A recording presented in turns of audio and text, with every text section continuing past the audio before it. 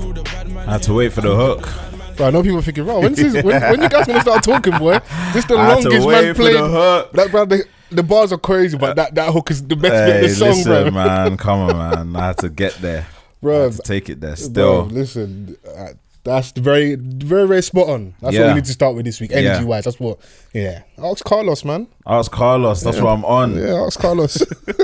Or ask Haich. Fucking bad boy, bro, that's classic footage, bro. Bro, they're clashing there because it's so funny because shouts out Big Jim. He used to be a big DJ in like the early grime scene era and that with like my man Mr. Wong and all that little ran. So they're all there watching that clash. And you just see Ghetto's face just change because he's like, okay, cool, Bashi saying some stuff. So what do you mean you're getting banged in the showers? Yeah. And Bashi was like a cheeky don. Very cheeky. So. Yeah, very cheeky. Man, just it's lyrics, man. It's lyrics. Oh, but it's like, look how iconic that is, man. It's like part of this whole legacy thing. Of course, bro. Now man can use that as an intro. Man can use that for songs. It's a reference point. Ask Carlos, bro. Yeah, look at and it just it merges the two in it, like the old school and the new school in it, with like both Storms and Gets, which is very true.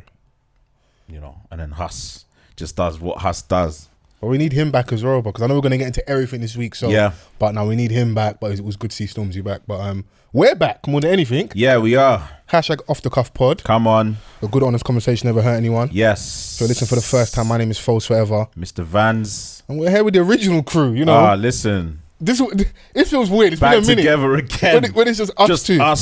This is how no one else. This is how we first started, when it was like still figuring out chemistry and. Man, are like, you know, that little pause where you don't know someone's gonna say something. Oh, okay, cool. Yeah. One of my friends like, oh yeah, you guys are finishing each other's sentences like a married couple. We need to find your chemistry and that. Listen, man, but our OG listeners will remember it being just like this, bro. The early days, the trenches, bro. And it's just us, bro. Like, where it's literally just us and the listeners, and we was all figuring this thing out. Like, how much do you love me? How much do I love you? Like, like we was just figuring out. Just building the platform, you know. Yeah, bro. This is, you know, it is. Haich is meant to pull up, so I've like obviously want to talk in that, but I have a feeling that this might be RNA because it's been, you know, we've been infiltrated by the women's. Yeah. As of late, I feel like some RNA energy is needed back on the podcast. So, okay. Yeah.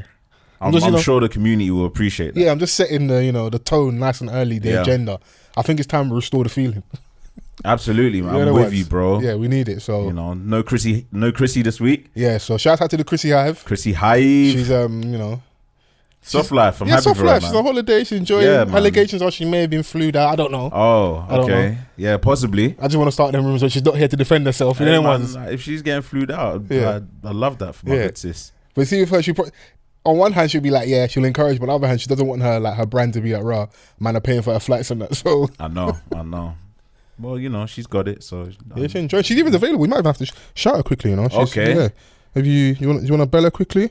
Can't be too far away from us. Let's see if What do you mean you're on annual leave? Are you crazy? Quickly do the FT. You know the ones where your manager's like, oh, sorry to disturb you on your holiday, but can you respond to this? Organize. We organize. Listen, we're overwise. Hello. You messaging her? Yeah, I'm messaging her. Whilst you're doing that, how have you been though, my guy? I've been alright, man. Yeah. Just been at home, head down, working and that. Yeah. In the gym. Okay, alright. Oh, okay. Yeah, man. All of that. It's that season though, isn't it?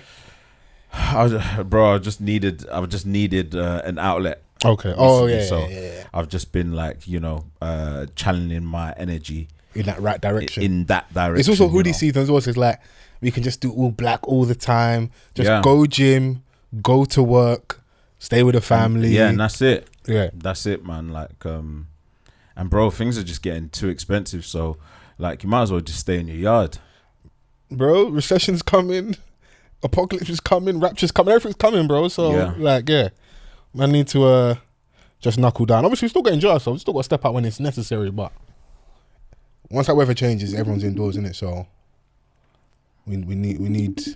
Let's see what she's saying. Security. Hopefully she picks up. But she was showing off about, I'm just chilling, got good connection and that. Shout me. Oh. What it do? Hey. Hi guys. Wait, let me turn my AirPods on. Okay. We can hear you loud and clear. Can you hear us? You are live on Yeah. Off the Cuff podcast. Please do not swear. What do you mean? Don't tell me what to do. You're talking wicked because you're far away, innit? Chrissy Hive. Yeah. Yeah. What now? Take off Guys, the do-rag. yeah, Let's see the hair, man. Wow. Wait, someone, the guy brought us to our room, yeah? Yeah. And I had my hood on. So I took my hood off and I had my headscarf on. So the guy was like, oh, you like rap music? Oh, wow. Hold on. Why does the man, get his phone out and he starts performing 50 Cent in the club? In the room. Go, Sir, shawty. drop our bags and go.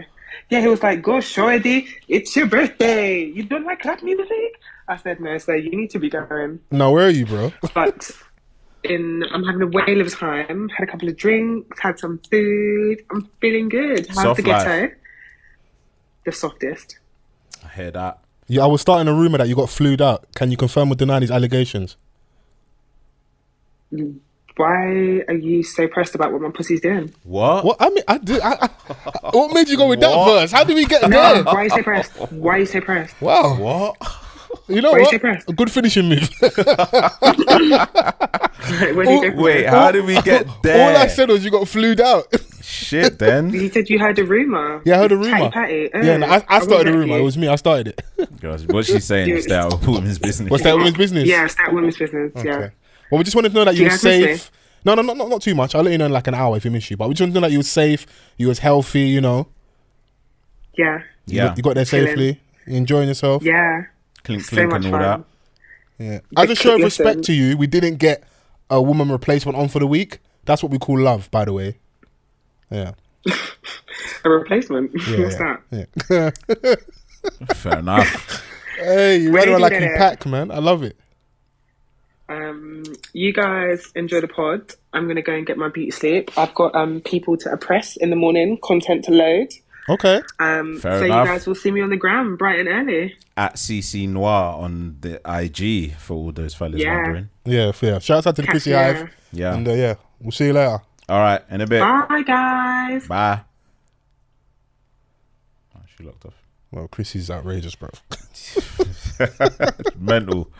Oh my Yeah, god. no, but I just wanted to tap in with the Chrissy Hive. Yeah, You know. man. I'm happy she's enjoying that. Everyone deserves a bit of time off, though. Because I went away recently. Yeah, absolutely. She went away. Well, she's away now. When are you going to book some time off? Not Yeah. that I don't want you to be here. But I'm just saying, when are you going to have time where, like, it's just for you? I'll get there soon. Okay, cool. Yeah, within the next couple of months.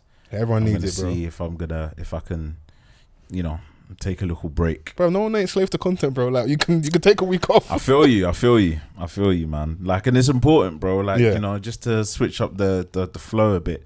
Yeah. And And especially whilst we're coming into the cold season, you can go and change the weather for a bit and, get some sun for 4 or 5 days whilst we're in the middle of, like, proper downpour rain and that. Go and enjoy yourself, man. yeah, be What- like one of those annoying dons abroad. Like, what's the weather like in London? Brother, When they're neeks. somewhere in 35 degrees. Brother, like, you ain't coming back here to You're bad gonna weather come as well. back, bro. Okay. But it's nothing worse than going away in the summer, yeah, when it's baking off in London, yeah. And where Everyone's you are, having fun. and everyone's having, of course, you're on holiday, sun, sea, sand, and all the other festivities and that. But it's not like you're away when the weather's really bad and that. So Yeah. no, go and enjoy yourselves, man. And we all need it, bruv.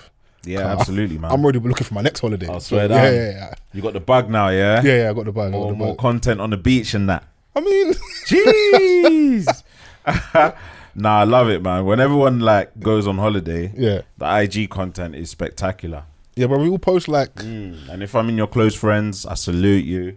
yeah, I haven't got anything I would post that I wouldn't post on the thing. So yeah, Okay. because you got to be Like careful, that, bro. you know? Some people put you on close friends and that, and like it's cool, Obviously, shout out to the women that put you in close friends, Some days it's wholesome content, other days, you might get a little titty. It's cool, We don't complain, I'm happy I to want be. to see the wild shit on your close friends. Yeah, but like, then I don't wanna there's some see, people like, that are in relationships that they post like normal stuff is like they just them enjoying and that, and maybe it's like, a little racy, little salacious, and then 7-8 posts in, Donnie's rassing his girl. Yo, hey, mad. yo, brother, What? Like I didn't sign up for all of this. Like this is a lot. Well, people do that, yeah? My thing, what I find funny is, why did you pick me to be part of this group? What was the criteria? What was the selection process like for you to have me in your close friends? Might as well just start an OnlyFans. Some people do, you know. So, but they're saying Rachel Dolezal's OnlyFans bits dropped in that. Certain man are, you know. Yeah. Oh, swear down. Yeah, they're betraying the nation. And Dr. Umar was in town as well. That's what we need to talk about. Oh my gosh! Shouts out to the melanation. Hey, Dr. Umar Johnson. Yeah, he should do stand up. What's killing me? Dr. Umar Johnson was, I think, the Lighthouse Theatre, which is like opposite Nicky's Barbershop in Camberwell. the infamous Nicky's Barbershop where they dancing mid trim. Yeah, as Zonto Warriors and that. Yeah. Donnie was down there, yeah. What was killing me? I was like, when I saw the flyers, like, this ain't true, surely. Then I'm getting people posting like, yo, Dr. Umar's in town. He actually pulled up. Bro, he come, bro. And he was talking that talk. He was, you know, he got out a lot of the people that, you know, were mourning the Queen. Yeah. So that was the racy content. Yeah. So funny. I was like, yo, there's everyone's got their tribe, innit? You know. I mean, listen, like, you can't deny the impact that he's made on social media. I was gonna say on the culture. Well, to some minute, like obviously, like people that, you know, follow his message and stuff and resonate with him, then they may feel that way. But like, especially like as far as social media goes, he's become like some sort of like cult hero. Yeah. So, but I don't know how he truly feels about that. Yeah. Because you then don't want the funny to detract from whatever message you're trying to portray, but at the same time, that funny kind of galvanizes a new audience and, you know, gets you to new people, innit? It's a different type of activism nowadays. Yeah. With social media, memes and that. Like, because you don't want to become a caricature of yourself where it's like... Yeah, look at, what's the, Rev Al Sharpton when he was taking them selfies. What's the Jay-Z lyric? Like, you know, when the old heads, like, you know, they try to implement their thing into... No, they're trying to keep up with culture, innit? Like, so it's like... Nah, but like, there's a way of doing it, man. Like, when it's corny when a reverend is taking selfies, like, in his bathroom. Yeah, I hear you. I don't know if that was leaked or he posted that on his own. I don't know. But that photo of Al Sharpton doing a selfie is hilarious. Because everything looks awkward. It looks awkward. It looks mad awkward, bro. I'm like, wow, who was reference sending this to? A member of the congregation? What's going on here? Yeah. I wouldn't be surprised, to be fair. Bro, listen, DJs, rappers, influencers, personal trainers, podcasters, yeah, pastors, they're getting it in, bro. What? Wait, what? Allegedly. Mad. That's what the streets say. Is that what the streets are saying? I can't confirm or deny any of these allegations while you just sip your Maggie, but that's what the talk is out there, that apparently that section of society is getting it in. Yeah, they're not struggling when it comes to, you know, right, the ladies department, innit? That's what I've heard, innit? Okay. That's what they're saying out there, innit? So all kinds of mad. Yeah, no, I mean, listen, hey, it is what it is, man, you know. Yeah, I mean, like, you know, it is what it is, yo. Yeah, power in that. So, but yeah, I was saying at the start, obviously we started with Stormzy. That's probably where we can go to, you know. So I don't know when's the last time you heard from Stormzy musically would be Clash. He jumped on a drill with him in Ghana on a remix. I forgot the artist's name. Yeah. He performed that out of the global Citizen Ball, Fest. Or Citizen Fest, yeah. I seen like that was super dope. Seeing like the homecoming thing for him, like the boy done good, the boy from, you know, the actual Black Star come home and shut it down. But bro, we got to start there, man. Mel made me do it. Yeah, fucking hell, like it's mad, bro. Like, because when it dropped, it kind of like it was the biggest topic of discussion for at least 24 hours easily. The thing is, I was privy to certain aspects. Of course you would be. Thing, Industry adjacent Vans. Of course you would be. But I know that this took months to shoot. It wasn't like bro, look at the video, bro. There's no way in hell you're telling me that was like an over like a weekend something. Yeah, because usually videos are like a weekend. Some even shot in just one day. But that one, it took months to kind of execute. And you know, I heard certain things, so I knew that it was going to be a madness, but I didn't know that it was going to be a madness. If that makes sense. Yeah. Do you know what I mean? Like, so first of all, the song's like what, 7 or 8 minutes long? Yeah, just over 7 minutes long. The video's 10 minutes. Yeah, because of different little transitions, all that stuff. The cameos, and we'll talk about that later. Let's get to the music first. Yeah. What are your thoughts when you first heard it? Musically, it's cool. It's just cool, in my opinion. It like braggadocious, basically saying like, if you man ain't gonna big me up, I'm gonna big myself up.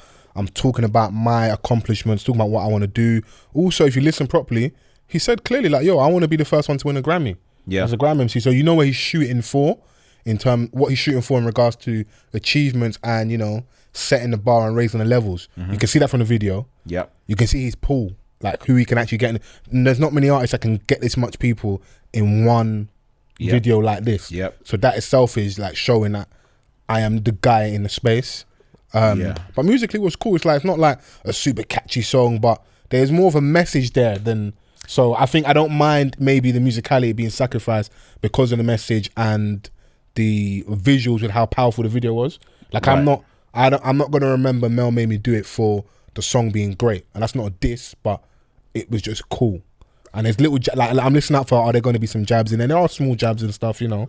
Yeah, I think, and that's in reference to like Chip and stuff. Yeah, I think generally it was like it was a statement, right? Yeah. A statement of his return, a statement against the naysayers, and that translates alongside to his peers as well. Yeah, like he's talking to the people that aren't in the fans, the consumers. And he's responding to his peers as well, I think. Podcasters got a little shot in there as well. Yeah. Washed up podcasters. I was like, no, don't do that, bro. I was like, the shoe don't fit, bro. I was like, bruh. No. I know who he's shooting at. Yeah, absolutely, absolutely. He's not shooting at us. So obviously, like you said, braggadocious and all of that, like, and you know, I think he was trying to flex.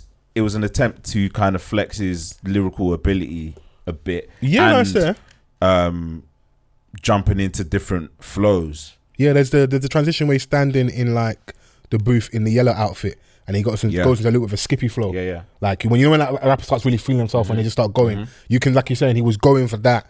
And it was a flex because a couple like clever lines in there, and I was like, all right, cool. Some like, and the thing about it is that like, how he's painting a picture of like, let's say how far he's come in terms of like his wealth. Yeah, it's cold. Like it's mad smooth, bro. Come on, like it's just smooth.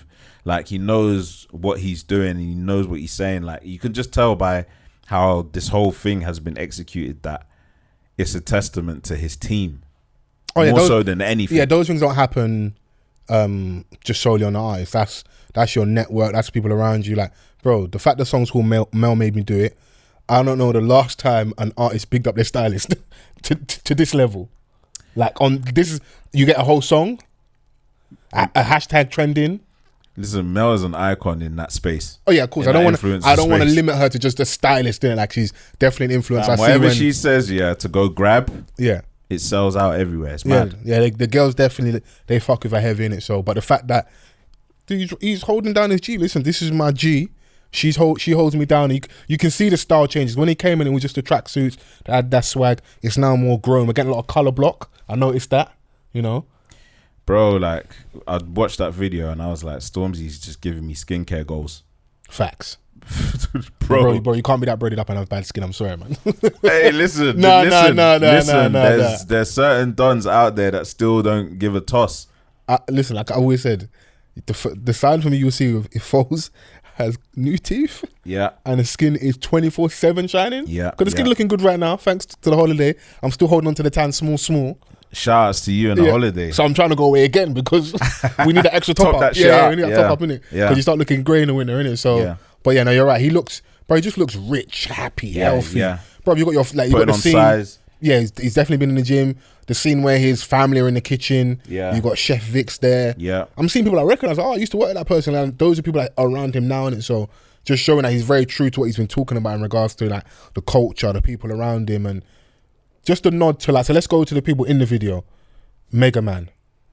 Can we talk about the Averex, please? All right, so we'll get into that section, yeah. Yeah. We can go to that. That was like super powerful for me. Like I felt like that was like the icing on the cake of the motion picture that was that video. Do you know what I'm saying? Like I thought, and having Michaela Cole say that little piece. That ain't a little piece, bro. That's powerful poetry. Powerful piece. Rumored to be written by Wretch 32. Definitely written by Wretch 32. All right, yeah, definitely written by Wretch 32, which makes sense. The wordplay on it was very wretchy. Yeah. It was very wretch. And yeah, man, the cameos, Mega Man being obviously pioneers, Ian Wright, Jenny Francis, the No Signal lot, Jojo. Yeah, David, do you know what I'm saying? Like you got Henry there as well. Yeah, RBC. You got RBC. You got my man from Cortez. Yep. Clint, Jeremy, Dave, Hedy, Julie Adenuga, Mallory Blackman. Yeah, Mallory Blackman, JDLB. That Keisha Keisha the Scat. Posty, Rashid, Soul to Soul, Jenny Francis, Jamal Edwards, family. Yeah, there might be someone else who are missing out, but like just the. That's Ian, right? Yeah, you said Ian, right? Just the array of people. So, a nod to some of our legends past who are still doing everything now. Yeah, but just acknowledging a new face of radio, media, culture in regards to No Signal. Yeah, you know. Yeah, no, it was just cool to see, man. All these people in one place and that. I'm hearing people are upset. What are they upset about? Call to be in the video. Hey, sometimes listen. Why wasn't I in the video, bro? It is what it is. You're not part of the transcript. I'm sorry, bro. Listen, this is his video, so like, that imagery of them on in all white with the umbrellas. It was cold, innit? Like, it's success. I enjoyed it. It was just very black. No, it's very, very black. It's nice that these people are all doing their things. It's nice to see. Okay, yeah, there's levels they're reaching now, innit? It's another level. Now, I do get some of the misgivings maybe with some people where it's like, it's just a nice art piece. Don't get like fucking wet in the knicker like, yo, oh my God, the blacks are there having a great... It's nice, isn't it? It's enjoyable. Some people push back going, yo, and it's cost of living crisis, blah, blah, blah. But I'm like, at the same time, let's just enjoy it for what it is, isn't it? Like, yeah, man, I feel like it's just an opportunity to like flex your position in the game and to flex your art. Do you know what I'm saying? Like, yeah. You know, because someone else could have the pulling power that he has, but not produce something of that quality. Bro, it's always been my thing. When you had the light on you, what did you do with it at the time? Absolutely. Who did you amplify? Who did you support? Who did you put on? Like, who did you go and stand next to? Like, I could be wrong. Maybe there are artists before that have given, never spoke, but Donny is doing it at a level that we've never seen before while still feeling very close to us. Yeah. So whilst being super, super mainstream, he doesn't feel like he is like dimming his light in regards to his blackness. If anything, he's ramped it up, and it probably sometimes hurts him where like people go, oh yeah, this album's a bit too singy, too gospel. The album's called fucking Gang Signs and Prayer, bro. Like, man might be outside at a certain time during the week, but Sunday comes, all the bad, like mum said, we're going to church. You know, like you have to be there. So, and that balance probably is what saved some of us. Because you had to pray. I never got like why people were saying, "Oh yeah, it's like too gospely." Like you haven't really listened to the album. Yeah, no, it's been a bit of a chatter for him, and obviously he started singing a little bit more as well and getting into that bag. So yeah, like I'm not mad at him. All right, so obviously we've seen the cameos. Obviously, Usain Bolt, Jose. Cool. Then you had the ZZ Mills and Jonathan Ross show, which was ZZ looks sensational. But you know that's cold because ZZ sat there with Jonathan Ross and Louis Theroux, and that's just showing whether you can have your misgivings. That is also another new face of media, our media. Yeah, and if I'm her, I should be sitting there thinking that could be possible. That could be me in X amount of years, you know. Yeah, and it might be. So, yep. Just being sat there, Dina Asher Smith. Beautiful. The cameos are crazy. Dina Asher Smith. Yeah. And then you get Jose. Wavy. you see Jose? Yeah, the whole stance and like you could just see, yeah, he was comfortable. Bro, I would love to know that if that was one take, because Donny's just, he had the poise, the pose. He even had the finger to lip, even when they were roughing him up on his shoulders and that. You know what I mean? Because we show love. It's like it's proper, like passionate. He weren't moved by it, bro. He was like, yeah, I've been here before. Yeah. And he posted up, he bigged him up. You saying post, it wasn't like just, you know, sometimes someone like, you might do work with someone and then like a little ad. And they at you on Insta and you just like add to story. No, I posted up on my main feed, like I acknowledge I was here, like it's a moment, like saying Usain Bolt, like, bro, that's not light, bro. This is who I am, innit? Yeah. He told us last time, man, the only thing last year bigger than me was Brexit. Like, I'm a big fucking deal, but I do want the balance to be there with the music. Now, I have seen some stuff. Obviously, we're recording on Tuesday. You're getting this when you're getting this. This is you're on schedule, on time as Let's get as to always. the real. On Thursday, you know, you're going through the weekend. I'll be interested to see where it charts, because the projectors in a minute are showing that it might not even be top 10, lucky to maybe top 20. How do we feel about that? So this is such an impactful song for us, a crazy video. But if it doesn't translate to I'm the big dog in the scene and being a top 10, top 5 or number 1, is that an L a little bit? Not really, because I don't think it was a first of all, it's too long. A single with that's over 3 minutes and 30 seconds it will be difficult to reach number 1, to be fair. Yeah, because where do they play this on the radio? Yeah, like it's got no radio prowess. Like, there's a lot of N-words in there as well. So it's not one for the radio. Like, if anything, for me, I would have that as the intro of the album. Okay. It's an album cut. It's very much like, yeah, I'm back. This is just me telling you from the last album where you heard me, this is what I'm on now. Yeah. This is my level now. And obviously, like, he's taking a few jabs at, you know, different people. So obviously now where I want to take the conversation, obviously the name Chip is going to be brought up. Yeah. On the day it dropped, his name was trending. He comes on Twitter. I wonder why I'm trending. I mean, that's why. not placing. Anyways, you know why you're then trending. Brings the conversation, like, does this convince anyone that he can still stand in the ring with my man? No, I don't convince. If anything, it more highlights the fact that you didn't jump in the middle and skank with him, my man, innit? Yeah. And I do agree with those people, because you didn't. It wasn't like that back and forth sends, because you know all that's gonna happen is you do that. He's not activated. He's going to the studio. You're his main focus, isn't it? The other thing is you got 100 other things to worry about, and that's not making excuses. But that just the top tier guys, that just is what it is. But how I'm raised, if someone sends for you, send back, innit? Now, new school with these new rules, there's now become time limits on stuff and when and how long and whatever. And the real truth is, the person that is the bigger act, the one that's, you know, got more attention, generally sets the rules. But on this occasion, the street's more fucking with Chip in regards to his diss, innit? So Chip has been relentless with it as well. So it's like, it makes it difficult. Like, for people that are a fan of this, they're gonna obviously like always wait and listen to what Chip has to say when it comes to this, because Chip is exceptional at it. Yeah, but it's a lose-lose for Stormzy, because you don't do it, you catch these jokes. It's maybe an asterisk against your name. Yes, you do it. And more people than not believe you're going to lose. Yeah. So you go and give the people what they want anyway. And my man gets that W from something that I don't believe was really truly there like that. You kind of got baited in because the internet was saying he maybe was sending for you on ways, and you kind of fell for the bait. And then you guys had your disagreement. But you've showed us, or at least definitely him, where he was going to go if he had an issue. He showed you and the public how he's handling his.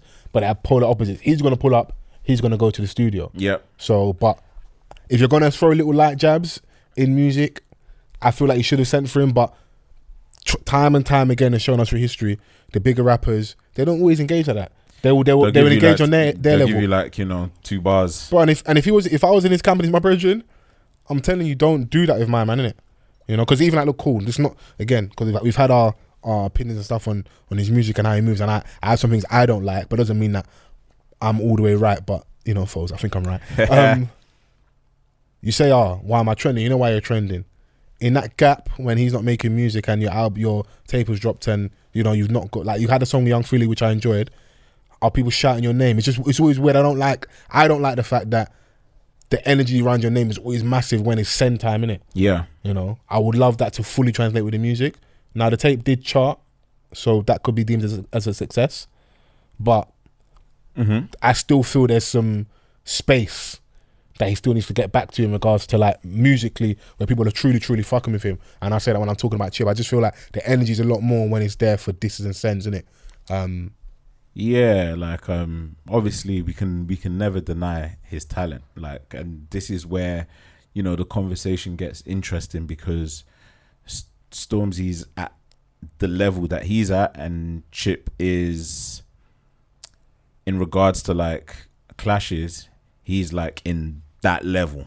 No, it's, do you know what I'm saying? When like, people say Chip can't run out of bars, we all know what that means. We use that as a reference point. Many artists have come out and said, people like Road Gangster said they're not gonna mess with my man because they know he's just gonna keep going. He's gonna go to the studio. We saw what he's done before, so you know that might just be it. Same way Drake potentially, not potentially, but essentially has an asterisk against his name with regards to the Pusha thing. Stormzy might have one. Obviously, the severity level is vastly different, but if you never truly engage with Chip, okay, cool, you didn't win that one. It never really happened. You're just gonna give him like lines here and there because you gave him lines on Clash, which was a moment, like, so every time like he's gonna drop where he feels like there's a moment, he might give a couple of lines. And the thing is, even if they're not lines for Chip, as an audience we're gonna interpret them and we'll make it fit, we'll make it mold that this is for Chip, because we never got what we were looking for in regards to them going back and forth, doing proper disses. And the way you engage with Wiley, you didn't engage with Chip, in it. Washed up Godfathers and washed up podcasters. I allow the podcasters. Podcasters are under attack, bro. That's not attack. That's not the only artist that attacked the podcast originally. No, don't defund. Bruv, I'm part of the union, bro. Podcasters union. Some of these niggas are embarrassing, bro. Yeah, I hear it, but still, bruv, be on code, man. Listen, man, making it hard. Yeah, they make it hard for us. But everyone wants a viral moment. Yeah, that's the thing. That's we got to be. And even you say like a viral moment. The fact this song is 7 minutes, the video is 10 minutes. In an age where everything's TikTok, short, it has to be a minute long. It has to be. People are making songs which are a minute 58, 2 minutes because they know you're then gonna go and play it back again on streaming sites. So they probably get 2, 4, 5 plays out of you quickly, 5 streams out of you. You're like, you know what? Everyone's doing that. I'm gonna do this.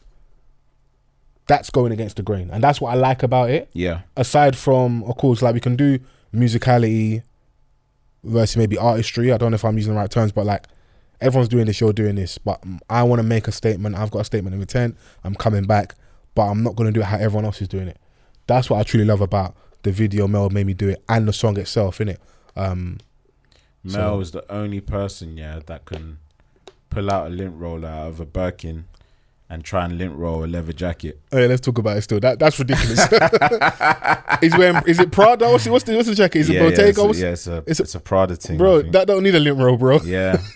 But you know, little flex, pull out the snakeskin Birkin and that. Yeah, I hear it, man. And then, bro, in that big and shouts out to Stormzy's nephews. He always references them. You lot are set for life. Set for life, bro. Don't mess up. Don't be rude.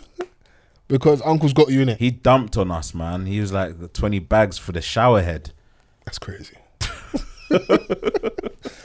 Bro, that's the type of shower head that I need, bro. The pressure has to be on point. Yeah. It must be like full blast. Well, it's how I like I low key like my rappers like violating us. You know, like how Blade Brown has for years, but just called us all broke, basically. Like, man, so you man are busting down dead watches, like. But the thing is that like I think like us, we as rap fans or people that have been listening to rap from the beginning, like we understand it and we're cool with it, innit? Like it's just the rap thing, like where we like our rappers to flex. Bro, that's it. It just takes us. We're living vicariously through you. Yeah, so. Bro. Like when I'm listening to Ross in the car that I'm driving, he makes me feel like I'm driving, you know, the Maybach. You feel like, you know, when Donnies were in the Chrysler, but they were acting like the 300C. Yeah, but they're acting like they were in the Bentley. In the Bentley or.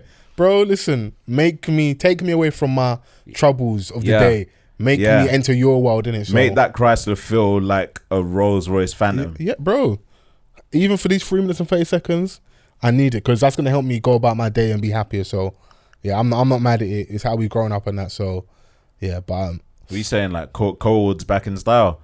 I see all the women's them like commenting the codes. Codes never went, bro. Don't listen to the girls, bro. The codes are not going anywhere. Color block. I swear down. Yeah. Is that what you're on? Yeah, I'm on a holiday swag. Yeah, holiday drip, man.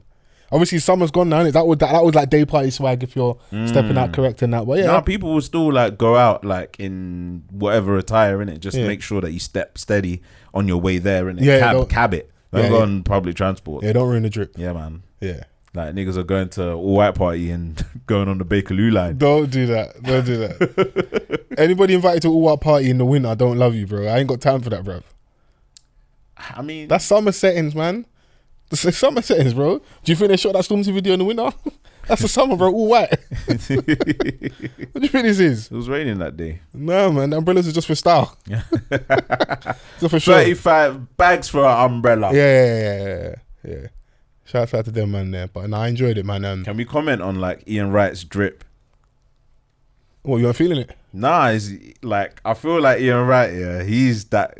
He's that cool, guy, cool bro. uncle.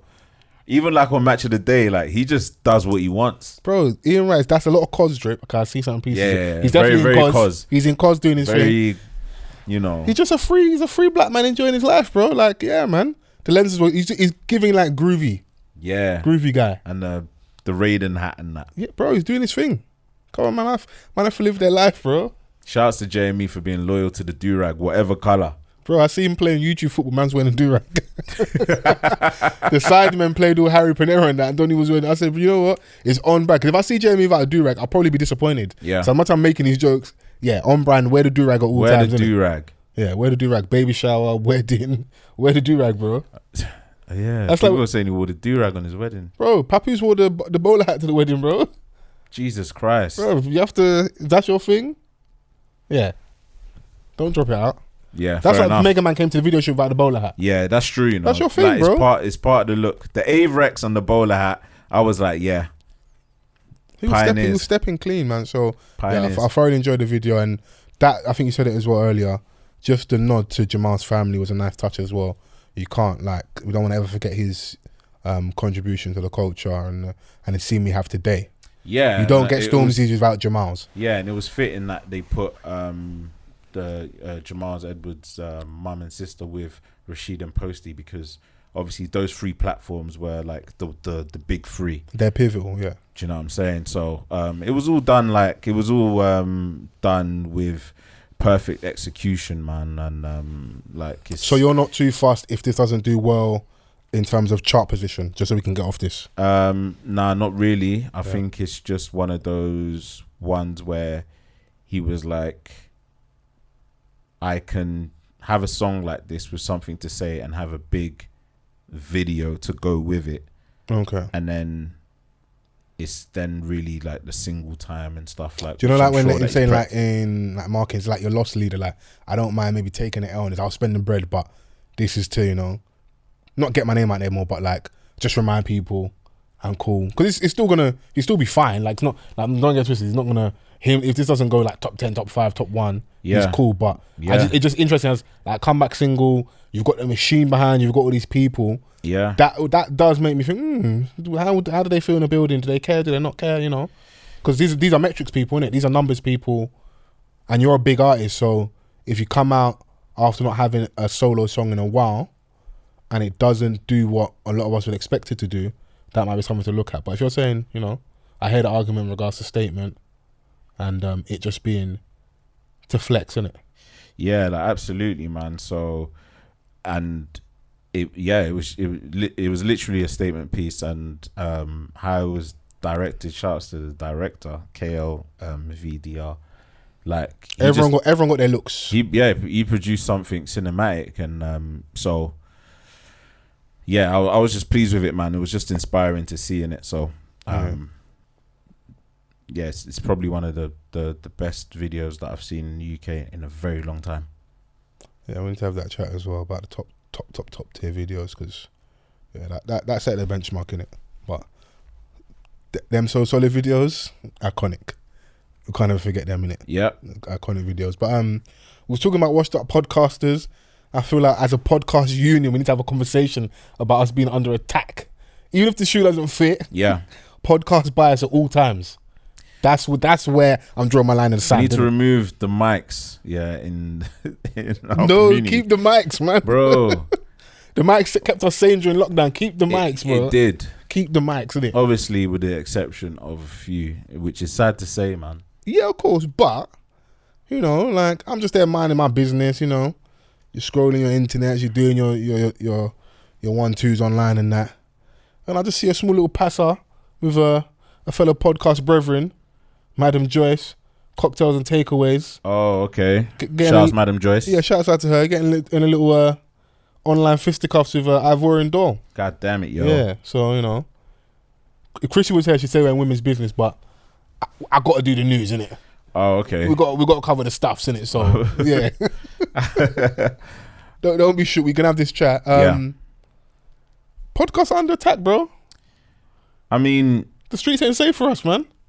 It just depends on how you move. Like, I think, like, obviously, with that situation, it was a case of something being said about a particular freestyle, and then, you know, it was a comment that was made in someone's circle, which is supposed to be, like, you know, which is supposed to be kept within a person's circle. But you know, people circle snitching.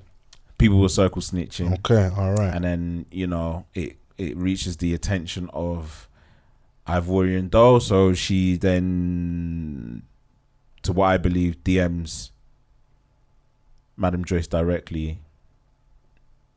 Profanities. I've seen what you profanities. said. I've seen what you said. Blah, blah. Yeah. Like, after you begged me to, or after you tried to ask me to be on your podcast. I don't know if she said begged. I'm not sure, but... Yeah, I had no spice before they got on top of that. But if you want to add some spice, it's cool. But yeah, man. like it was along them lines anyway. And then there was this back and forth. It bled over on Twitter, and there was just this back and forth. Yeah. And the only reason why I paid attention to it because it was mentioned in the group chat, and you know, it just became dumb about you shouldn't say certain things about people that you want to appear on your platform. Okay, let's have a chat. That's that conversation that I paid attention to it, you know, just off the back of the shenanigans, because I didn't really care about that. No, I know you when your energy off. You don't care. You don't give two shits about this. Yeah. But a bit of me, I love this shit. Do you know why? Because it's a conversation to be had. You know, you're an artist. You put out content. You put out your art, and it's like you lap up the praise. All artists do, like when people are leaving nice quote tweets on their freestyle or whatever they put out, they retweet all that stuff, innit? It's an on the radar freestyle. It's the same platform that Diggity was on recently. Gigs has been on recently. AJ Tracy. So they show, from what it looks like, love to the UK artists that are going over to the US, trying to break that market, innit? Now, in my opinion, the on the radar freestyle from Ivorian Doll was cheeks. Freestyle's crap. Yeah. That's just my perspective. Absolutely. Innit? And I know some people agree, some people might not. Not cool, no problem. Now, you can express that if you want, but understand the same way you've expressed your opinion, the artist can express how they feel back. I don't mind that. I'm built for that. I like... You welcome it. If I'm welcome, I'm going to say something about you, I can't be upset if you want to say something back. Yeah. You know? And I think that's how I look at things like this. But if she has got in contact before and wanted to get her on her platform, because, you know, she does, like, her star is rising as well. She's had a lot of people on her her show, and as someone that's podcasting solo, I always give those people credit because it's not easy, innit? You're kind of relying on additional energy. Like, I'm here with you, and there's times, obviously, Chrissy's here, H is here as a part of it, Essie will pop in, people like Alex Bass is recurring. We have people that, like, you know, pop in from time, like recurring guests, whatever. Doing it solo is hard, innit? So I give that person their credit. But if you've got in touch with someone to get on your podcast, I wouldn't advise talking about them publicly, even if you think it's in like a circle. So all it was someone said in like the freestyle, and I think she laughed along. She didn't even say anything. She put crying emojis. Come on, man. Crying, not laughing, crying, but obviously it can be interpreted, innit? So yeah, I mean, I wouldn't advise it, but is the response warranted? Did she get at all the other people that, you know, maybe had not the nice things to say about the freestyle. The person himself that said something derogatory about the freestyle, you didn't get at that person. You got at someone else. It's like, how am I getting done for joint enterprise and I didn't even match the works? Yeah. And I know the person that made the initial tweet, innit? Yeah. So you like, have smoke for that person, bro. You really do a great job of covering it. Mate. How is the person that tweeted something negative about your freestyle not catching smoke by someone that laughed or cried along to it? Is it the girl thing? Is it because they've actually been their platform? Is it an easy kill? Because like, oh look, let me drag this person, you know. So now they have their back and forth, and there was a point I was looking at it. Yeah, Madam Joyce is winning this interaction. This is kind of cold, isn't it? So you know, look at you. Yeah, no, I had to go and look, but I find it hilarious. I'm not above certain things. I've told you look from early. Innit? Yeah, I love certain shenanigans, innit? So where do you stand on that? Like, if you've got in touch with someone about getting on your platform, can you have negative things to say about their art? Do you know what? Yeah, I'd say some shit about people all the time. So you're forgetting what you say. I mean, like, do you know what? I try to be respectful, especially like when I'm critiquing someone's art.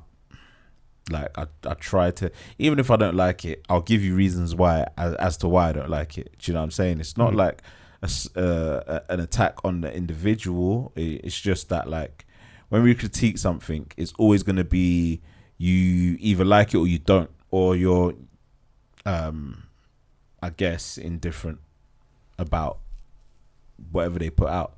So like, music is a thing, it's subjective, as they say. Like, why shouldn't I say that I don't like it? I think we should say more. We should talk about more stuff we don't like. As long as kind of stuff we do like, but like, yeah, voice your opinion, man. If you don't like it, you don't like it. And if I'm a fan of you and I know that you can produce like great stuff, and then you produce something that's not of a certain standard, of course I'm going to be disappointed. What the hell? Yeah. Like, I don't get that, but I also understand that people are sensitive, especially like when they've worked on something and they put it out. Of course. So, but get these jokes, man. If your freestyle cheeks, like is sometimes, cheeks, man. like, you know, like I wouldn't like, I would respect the person more if they were to just come on and address it, as long as like what was being said weren't disrespectful. Which, in my opinion, she weren't being disrespectful. It's like she now came with the energy, with the, you know, with the profanities, like, and this, that, and the third. Like, oh yeah, you'll see me, over crying emojis. Yeah. I don't think it should have been that, but. I don't want to see. I can't dictate on the two queens pulling each other's hair at the JRM gala. I don't want to see that. That's what I'm looking for, innit? So yeah. But we can have a little bit spicy back and forth and some choice words to each other. You know, like I said, I felt at one point Madam Joyce was, you know, winning interaction, and IVD dropped the bomb that, you know, it's another little content piece, man. Yeah, like you are like being rude about me, in her opinion, but you asked me on your podcast, so now then people are like, 1-1. It got a little spicy, but then, you know, the conversation then went to ghostwriters, and that was interesting to see. Some people were like, yo, we've been known that homegirl doesn't write her own lyrics. You're not really telling us anything we don't know. The ghostwriter came out and said, I don't write her lyrics, but I don't know any ghostwriters that are going to come out and like mess up the bag and say, yeah, by the way, I do write for this person. Yeah. Because you're ruining the perception of them, innit? I want to protect the money, so. She probably needs better ghostwriters. Yeah, how have you got ghostwriting your freestyles cheeks? That's crazy. Yeah. That's crazy, by the way, but. Yeah, man. But like certain, like, and this is the thing, man, like everyone wants to look, instead of thinking of like what's actually your bag and what's not. Freestyling isn't like, come on, man, just make the songs. Fair, yeah. You can swing and miss, bro. One of our legends was on there recently. I didn't really enjoy their freestyle, but it also came off the back of a big up from Jay-Z. So maybe I was looking for too much, but I didn't enjoy the gigs freestyle on the radar either. So right, like you can be capable of miss as well, innit? So yeah, man. And like, I think if you're going over like to appeal to a different market to your own, I beg you, show up.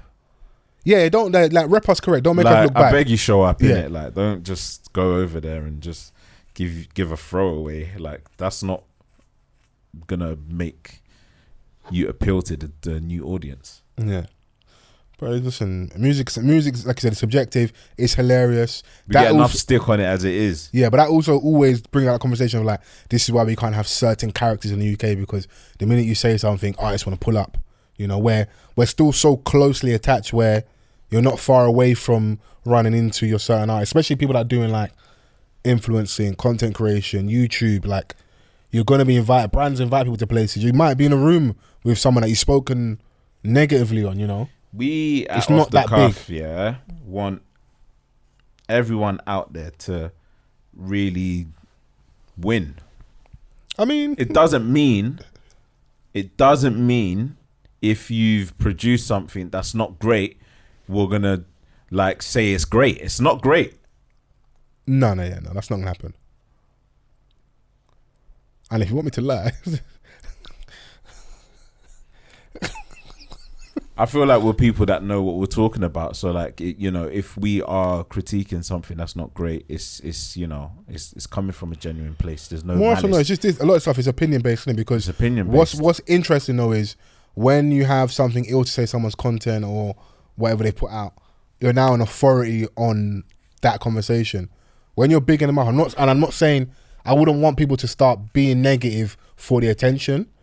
If you truly don't like something, that's fine, innit? But what then happens is, there's plenty of times you can show example, you showing love to someone or enjoying something from them, but they're not there to be. It's like the Wale thing where like always popping out for, but you get bare love. Yeah. Like, why don't you show that as much attention, you know? Yeah. And it's not, bro, people can be negative if they want. It is what it is. Might be projecting because their lives ain't as great as yours. That's also a conversation to be had. But some shit we just not gonna like. Bro, we've been podcasting for how long? Some stuff it's not gonna hit, bro. Yeah. People are entitled not to like it, bro. Absolutely. You know, so yeah. I hear it. So podcast under attack, you know, podcast union. Stay safe out there. Stay safe out there in these streets, man. Yeah, Allow giving us stupid takes, though. What stupid takes? Who's been giving us stupid takes? Just like, bruv, like, why do you think that people are just saying, like, you know, I've had enough of these podcasters? Because all we get is 30 seconds of bollocks. But you know what it is? I want us to do this today, yeah? We need to start defining what are podcasts and what are YouTube shows. What now happens is, because of the rise of like YouTube and the need to be visual, when we started, podcasting is an audio platform, really. Like it's an audio space, essentially, isn't it? Yep. It's long form radio. When we started, there weren't a lot of people that were doing YouTube like that. YouTubers were like your KSIs, or that type of space, innit? It was a different thing, innit? But now you want to appeal to a new audience and you want to get bigger, you're going to put the cameras there, innit? But a lot of these things are just YouTube shows, innit? So they get put on the umbrella of podcasting. As you can see, I'm definitely defending the union. I'm with you, and you can fight that fight. Yeah, but on your own. Okay. Because no one's gonna care. They're just gonna see a clip, niggas on the couch, a microphone, podcast. So he's saying once you see the couch, the casting couch, and the mic, podcast. Okay, cool. I will still say though, some of them was just YouTube shows, isn't it? But yeah, I hear you. Man. Shout out to your disclaimer, but it's a tough fight to fight, isn't it? Yeah, it's a tough fight. It's a tough fight to fight, which I'm not gonna fight. Yeah, I hear you. Listen, but also it helps, man. Like clear the path for something, man. Innit? Yeah, clear the path, man. Remember when Kanye was walking through the car doing this? I was trying to part the scene like Moses. He tapped his screw. Watch this. Yeah, clear the path. Me and Vans are coming, man. Like Kanye's in town, but also as well, bro. Listen. This is episode like 363, bro. Do you think someone couldn't pull up something from back in there that, and like without context and it just being 30 seconds and maybe just that day people aren't in the mood for those type of jokes? You can get put on a Summer Jam screen, bro. Everyone can have their time, innit? It's true. So like, I don't ever want to get too high in mind with those things. I see a lot of them. I see a clip of two dons talking about like holiday activity, you know, like lads holiday and like enjoying themselves, and someone's with a girl in the room, he's in the girl of his in the room of his girl, and then, you know, they started competing sexually, like. I passed the makeup. I mean, if you want to say names, it's on you, but like they posted it. Yeah, they posted it, so it's like their post. Like, yeah. What are you afraid? Are you scared? Like their post. Yeah, like fair.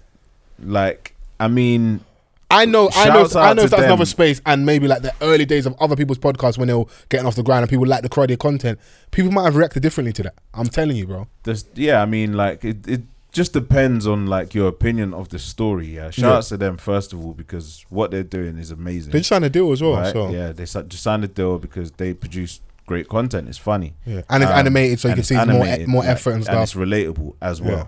So, but it's just one of those scenarios where, like, you know, the man then will see the funny side of it, especially, and some might not.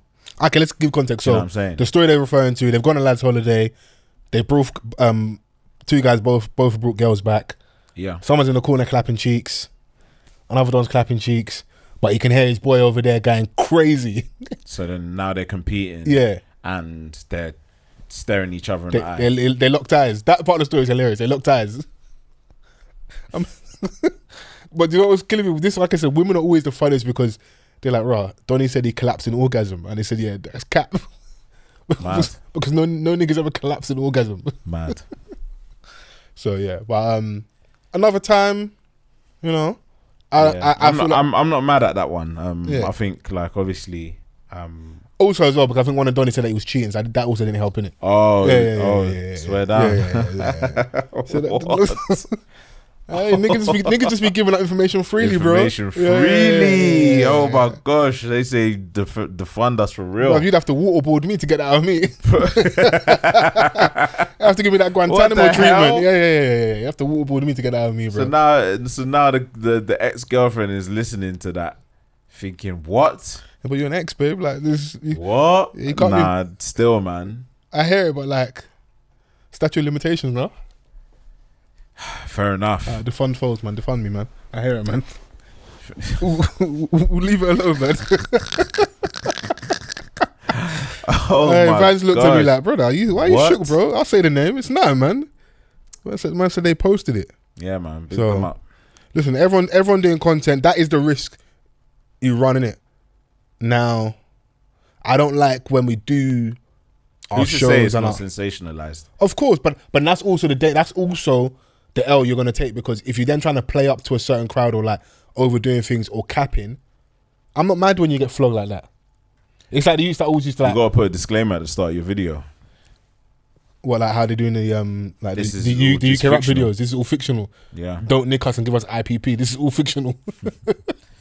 I mean, if short films can do it, why can't they do it? This is a short film. But I think the podcast people, it's like it's a relatability thing. Once people buy into you, you know, there's something to be said about coming into a room, having a camera there, mics. No matter how true everyone wants to act like they are, you do kind of play up to it a little bit. It's not the first animated show that's out there. Of course. But you know, they're doing big things, bro. One day they'll post content and it's overwhelming love. Another day you might get a mixed bag in regards to the reception. Yeah, the fuck's what they're doing, man. Yeah, no, they're doing stuff in that. So, we're also on the docket in regards to like what's going out there on the streets. The streets are going crazy over Carol Vorderman. Swear, what, the premium milk? Consonant, bruv. I was like, what? Whilst Dr. Umar's in town, yeah? But he's gone home now, bro. It's safe. Nah, it was funny, man. Just some funny shit online. Bro, you don't have no premium milk in your roster, that, you know. Hey, man, but the thing is Vorderman is 61, so everyone's like, rah. Oh, as in she looks really good for her age. Yes. Okay. Yeah. Do you know what's funny though with those things is the quote tweets were funny. Yeah, that's what I'm gonna say. Because the mandem don't like. They're just saying fair enough. Yeah. Because even stuff like I hear you is joint enterprise. Yeah. I saw hear me out. I saw a lot of fair enough. Or Dr. Umar's gonna have to understand stuff like that. I'm like, okay, yeah. Listen, if you want to lust after your white woman, I hear the fair enough though. If you want to lust after a white woman, do that with your chest, bro. No one's stopping you, innit? And, yeah, absolutely, man. Why not? I hear you as well, man. What else is in the docket, man? No, that's what it was, bro. The streets are saying that, you know, can you be too buff to get cheated on? Oh, okay. Yeah. Why did they start saying that? Because the OG Nia Long apparently got cheated on by the... man. by the basketball coaching husband, boyfriend. I don't know what the status of relationship Nigerian. No. Let's basketball coach. Let's have it right. Ibo. Ibo Kwenu. Yeah. Ibo Kwenu. Let's have it correct. Well, you're trying to beat charges, yeah? Bro. Nah, join the enterprise, bro. Bro, if you know what's actually going on in Nigeria, some people say that we should draw land in the sand. Let the Dons have their sand in the north. Okay. Let some have the south. Wow. We might need to split the nation up. So if we're doing that, technically, fair enough. He's Igbo. That's what we're doing. So you're beating these charges off for technicality. So what I'm saying is, a Yoruba man will never do that. Yoruba man do not cheat. We do not steal. Anything else? Shout out to Burner. I mean, allegedly, innit? Yeah. He's someone that don't keep his hoes in check. Yeah. Anyone They're always talking. Bro, anyone with a big bum. All of Burner's hoes talk. Yeah, anyone with a big bum, he runs into them, kalas. Yeah, babe, just doing up like soliloquy on the ground. You gotta keep them in check like LeBron. Yeah. Well, yeah. He likes milk as well, apparently. Whoa. Allegedly. Yeah, so. Did we just free the realness this week? Is this what we're doing? I mean, whatever in it. So, obviously... What was he? Coach of the Boston Celtics? Yeah. What's his name? Ibo Kwenu, innit? Wow. Yeah. Okay. I forgot to know his name, but everyone, if you know what I'm talking partner of, and is he the father of Nia Long's children? I didn't research that deeply, but if he is, are you just adding more spice to make the story even worse? Hey man, listen, they are in a long-term partnership. So I'm not sure if they're cheating married. father of four? Is that what you're going to add? Yeah. Cheating on my Nia Long. Bro, it is what it is, man. I hear that, and obviously, everyone was like, "Oh, how can you cheat on Nia Long? Nia Long could be bad vibes." We need to start a dialogue. You said it's RNA time. Let's go, baby. You know, it's true. You know, she looks great for you, outside. What's she like inside the house? In the house, yeah. Is she a headache to be around? She could be driving him to his wit's end. You know. Do you think he's the first person to indulge at work? Listen, that's where these affairs be happening, bro. That is true. This is why I work from home. Wow. Okay. The thing is, obviously, everyone's gonna have a lot to say. It seems like I don't know all the details, but how they're going over there, they're going like no. But the way they dealt with it, this is okay. These are my theories. He's been suspended. He's been for suspended the rest for the rest of the season. So, did he? A high up person in the organization, like an executive, did he sleep with that person's daughter, that person's wife? Yeah. Did he sleep with a teammate? One of coach, maybe one of the team's wife. Oh, because right. The way they're handling him, bro, they handle him like he's the fucking Lockerbie bomber, bro. Fam. John Terry didn't get penalized like this. If anything. He got raised, bro. Just contract extension. Yeah. Let's double these wages, man. Yeah. So the way they deal with him, it has to be. It can only be of that severity. Now, you're in a higher position within the organization. There's going to be a code of conduct in regards to your behavior, innit? Across a whole lot of things. Yeah. Outside of nightlife, all those type of things, innit? So, but if you've had sex with someone, if you've had an affair. You cheat on your lady, cool. But then if you've done that with someone else that's has power of an organization, bro, this Dave said don't die for Nyash. Yeah. Listen, adultery is one thing, right? But then when you're tampering with other people's spouses within the organization. Man said tampering. When I heard tampering, I figured tampering with evidence. Bro, if you're involving yourself with people that within your organization, then you just know that it's almost career suicide. He was asking for it. Yeah, he's asking for it.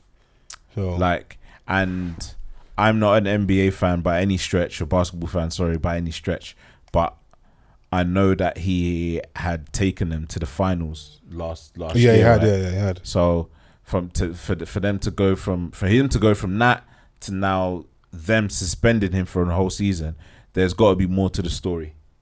But I would want, if that's me, them to go on a losing streak, 10 games in a row. Right, and then I told y'all niggas, I told you so. Because things are always hilarious with sports, yeah. Certain people's bad behaviour gets tolerated if they are worth it enough. Yeah. You know? Like, if you're doing enough for the team, bro, there's bare things that get swept under the rug in sports. Like, bro, like they all firm something. You see it in music. If you're bringing enough money in, even if we don't, we just turn a blind eye to it. Yeah. Whilst you're the cash cow, innit? So yeah, he's got to come. Because if I'm him, I'll come back now and we go to the championships and win. No. I want a Brazy contract now. Because you hung me out to dry, bro. These things don't, and also I don't think these things come out if the organisation don't want them to come out.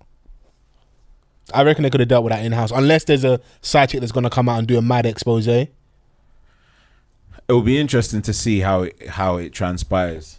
Yeah. Do you know what I'm saying? Like, obviously, Nia put out a statement, I think, saying that she was blindsided. What, by his behaviour or by the fact it came out how it came out? I don't know what she was blindsided by. Maybe both. What she needs to get blindsided by is by a new man. There's niggas waiting. Hey, you should play that clip. It's the second one in the group chat. There's niggas that are waiting, like that are queuing up. Oh, come on, bro. There's definitely a lot of people that want to help her heal through this traumatic ordeal. There's definitely people that like they want to ensure that she's doing okay. She's happy, she's healthy. Yeah. So but like, because obviously it's not nice, and especially like when it becomes public as well. Yeah. It just adds to the whole ordeal that she's dealing with, and having to tell the kids, if there are kids, God ever know, but like we add there's children there for sure.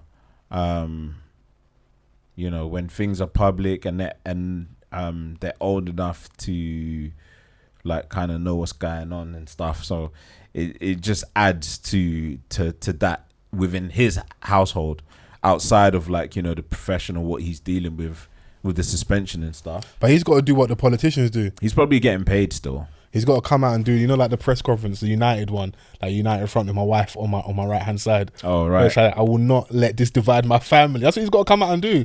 That's what they all do when they get caught up in a cheating scandal. Yeah, Nia and her friends are like, you want to focus on this. Do you know who I am? This is why we couldn't never work out, Nia. Do you know who I am? I know. I said your name. I know who you are. I'm NiaLong. Don't you forget it, nigga. What? That's right, girl. I told you. When he get on, he gonna leave your ass for a white girl. What, you want a Barbie? What about all of this? You just want some What about the ass? Oh man. Yeah, that's classic. Yeah, classic footage. Classic. But can we get to my original question? Can you be too buff to get cheated on? I mean, no. Because if you had NiaLong, would you behave? Yes. I know my level. Okay, but if you had NiaLong with options, and there's other NiaLongs out there, potentially. The thing is that like I think we're losing the value of being faithful. Okay, speak on it. I want to hear this. Because like how it's very normalized now. It's like, we expect it. It's part of the package. Do you know what I'm saying? Like, so I think obviously no one's exempt from cheating. People cheat because they want to, or because selfish, they feel because they can. Yeah. And sometimes people don't want to have that conversation as well. There's something might be lacking in the relationship. Now, is that the best way to go about things? Obviously not, no. But sometimes there's a lot of projecting in that. Obviously, like there are cases where like, people are pushed away. I'm not gonna dispute that doesn't happen. It does. Yeah. Do you know what I'm saying? But then some people are like, like it's access. Man's on the road, he's out here with, he's not home for a couple months, and the temptation is there. Whether you resist it or not, that's down to you personally. There's going to be men that, take the bait, and there's going to be men that flash the ring and say, look, I'm married. But I don't always like make them stop. It doesn't always make them stop, but I'm just saying that there's men that are out there that just, they draw the line. It is very possible that they don't cross that line. They don't cross that line. That's it. Do you know what I'm saying? Like, so shout out to them dons, innit? Yeah. But obviously in this case, you're with someone that is like a pin-up that has been for 20 plus years. Nia Long's been buff all my life. Yeah. Even from when she was young to now, like, you know, she hasn't lost it to me. So in my lens, I'm speaking from an idealistic lens, a lens of like me watching her grow up, like no access to this person. Of course, yeah. He's a Donny that wakes up with her every day. His perception of Nia Long is different because she's near to us, bro. She's annoying to him. This is my babes, and obviously, like, I'm sure that he holds her in such high regard. But I would hope you see different elements of a person in it. Like us, we just see her on a surface. Like we've seen her play different characters. We've seen her play, you know, serious roles. She's been sexy and tough. Like she's been the cute girl next door. Yeah. In certain things, you know. Even how we're looking at it is like, of course, a lot of this is tongue in cheek. It could just be simply man's just selfish. Yeah, like, he's got his babes at home and he wanted more. It's not, oh, she's annoying or because she's... Even in us having a conversation about, are you too buff to be cheated on?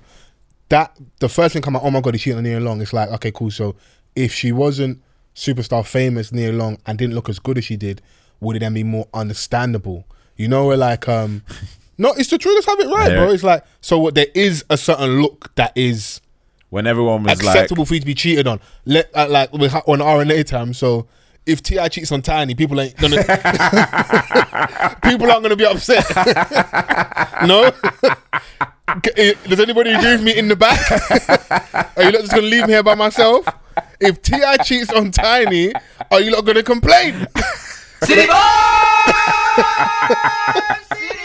Bro, don't play that behind my voice, bro. City boy. I didn't co-sign that, bro. I'm just asking the question. I'm here today to ask questions. I want to learn too. I want to learn. I would like you guys to let me know. Use the hashtag Offthecuffpod. Do you know what? If T.I. cheats on Tiny, I'm with you, understand? Bro. I'm with you. Because they say that a lot of the man have the first babe mum curse, innit? Shouts out to my guys that don't, you know. But certain man on the come up, the first babe mum ain't exactly as put together as, you know. Do you know what? Beautiful people like have that leverage in it where like people consider their feelings when they get cheated on. So like, oh my gosh, Beyonce got cheated on. Yeah. And look at Jay-Z, how could he cheat on Beyonce? It's just a man cheating on his woman. Then they start cussing his features. Yeah. Like, I'm like, okay, but this is who she chose. Like, do you know what I mean? But like, people you get away with like, you know, that beauty tax. Like, of course, it just we're hypocritical as people, innit? Because like I said, beauty tax. Okay, cool. That person. Like, oh my gosh, how can you cheat on them? Like, but it also shows. You know, it is like, okay, cool. Let's have that side of the conversation. Let's say, cool. Park it. Man can be selfish. Men can be selfish. That definitely happens. People can be selfish.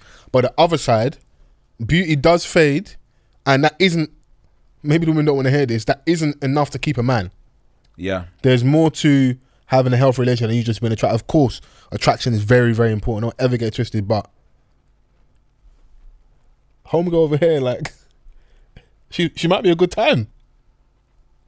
For them, man, innit? For them, man, innit? She might be amazing vibes, bro. Well, this is it, man. I think, like, obviously, sometimes you make those kind of connections with people that are just a great vibe to be around. And sometimes that can easily translate over to attraction. You spend enough time with someone, you can start feeling them. And especially when you're vibing with them, like you start seeing possibilities that you never considered before. Do you know what I mean? So like, if you really want to get down to the crux of like how these things can transpire, it's easy. But, you know, he's overstepped their relationship, like, you know, from a respect level, and it's public now. So do you think you can come back from those things when it's public? Yeah,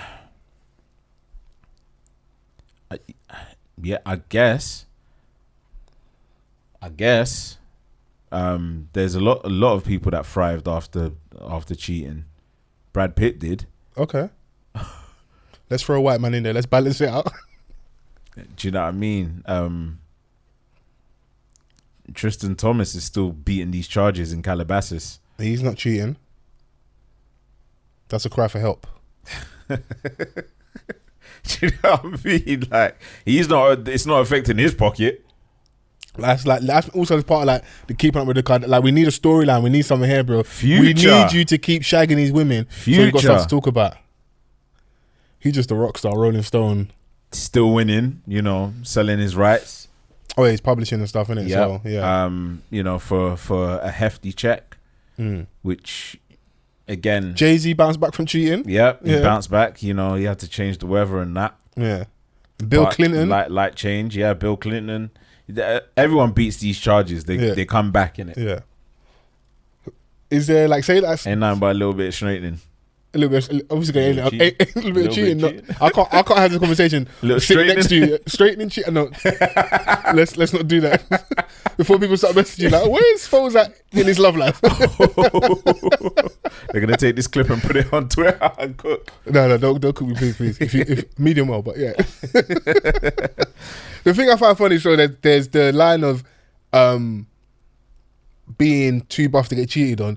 You see how we name, obviously, because we're talking about a conversation in regards to celebrities, is there also certain like level, stature, power, money, fame where you're allowed to cheat?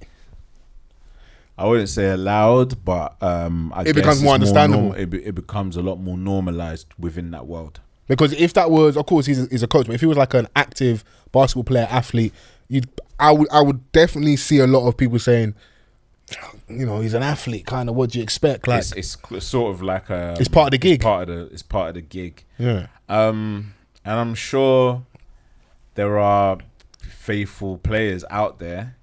But what's your contract say? Oh, you saying you ain't got a max contract?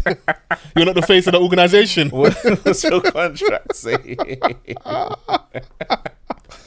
Oh, man said you ain't got a 5-year, $200 million deal on that. Do you know what? And it's sad that you know, that could be referred to as a joke, but that is literally the reality. Bro, there's a lot of truth in jest. It is a joke, but there's a lot of truth in jest, isn't it? Yeah. Now, I'm not saying anything that's like any different to what this shit is. Yeah, I love us because we want to go to the ledge, but we start doing disclaimers. Absolutely, just to make sure that, you know, like, people know that we are aware of what is what, but this is what it is. But there's something to be said as well about sexual discipline as a man, where like you have all those options and you still don't. Yeah, you know. Yeah, man, come on, there's power in that. And like it does, like I said, it does build the attraction of other women. It's like, I can't even get next to that guy. He's happy and faithful with his woman, and he's just doing him, innit? You know. So yeah, no, because okay, look at Donny now. Even though making his jokes, yeah. Let's say his house does, but let's say I don't know. I didn't research in regards to. Let's say they are married. He's a married father of 4. Yeah, you've been suspended, so this could potentially, well, at the very right now, present time, it's affecting your career. But going forward, it could affect your career. Your wife could leave you. You now go from living in the house with your kids to now separate houses, different schedules. No longer got your wife. Name in the mud a little bit. Now we know how, you know, powerful men in that space are. You're not going to struggle to find another woman, but right now your name's being sullied because of this. And from what we know, at least, it's purely down to the fact you couldn't control yourself. Yeah. Like your whole setup, your whole family life, your structure could change because you couldn't behave. Yeah. So yeah, no, it's risky, isn't it? So it's very risky, man. So listen, whatever happens, that's on him, innit? Yeah, no, of course. For what he's done, like, it's funny though. Yeah, I want to see what actually happened. But yeah, no, listen. The story is still going to continue because we don't know the full extent of what's happened. Because Matt Barnes came out and said, like, almost basically spoke in support. Then, like, literally later that day, deleted the post and kind of put a disclaimer out, like, now basically saying, like, I'm in media. I too have to be careful about how I respond to things straight away, knee jerk, without doing the necessary research and getting a backstory. Now that I've spoken to people, I didn't know the magnitude of what had happened. So you're kind of alluding to, like, he did a manza. Did he sleep with someone's daughter? That's high profile. Did he sleep with someone's wife? Did he sleep with a player's wife or lady? Like, what happened? Like, it's got to be something brazen for them to move like this, bro. He ain't killed nobody. And this is the thing, like, other than that, this is why. But you know, this is why you shouldn't just jump on your phone and start speaking straight away.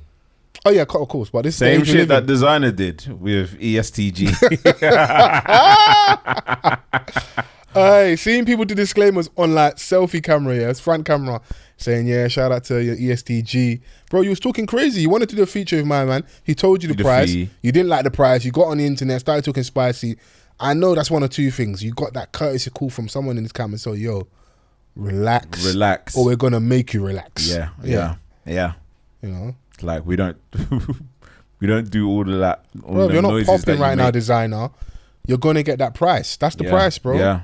Because also the low key, when someone gives someone a high price like that, they don't really want to do the song with you, innit? And well, I don't believe so anyway. Like I think it's just we don't have a relationship. We don't have a relationship. It's not mutually beneficial for us to do music, so like, it's got to be beneficial for me. They could even want to do it. They could even like want to do it because obviously now you know when you're on, you're gonna get a lot of these thrown at you. And it's another way to make money. Easy money. I'm probably going to have to give you like a quick 1632. Yeah, I can give you like a throwaway, but that will be the price because of where my standing is in the game right now. And ESTG is like, you know, he's getting the looks at the moment. Yeah, had the album come out recently, like a couple of weeks, and the last song on there, Jeezy's spinning. Yeah, and he's got a single with Jack Harlow. Yeah. So he was on Chris Brown's album, like so. He's doing bits at the minute, and designer's not getting these looks, so he's trying to get back in the game, innit? So you're gonna be charged, bro. And I don't know you from Adam, so we can do the verse. I can do the verse, but this is the fee. Donnie thought that shit was sweet. He went on his phone and he was like, "Yes, you are a part of like that whole good music movement with Panda and stuff, but."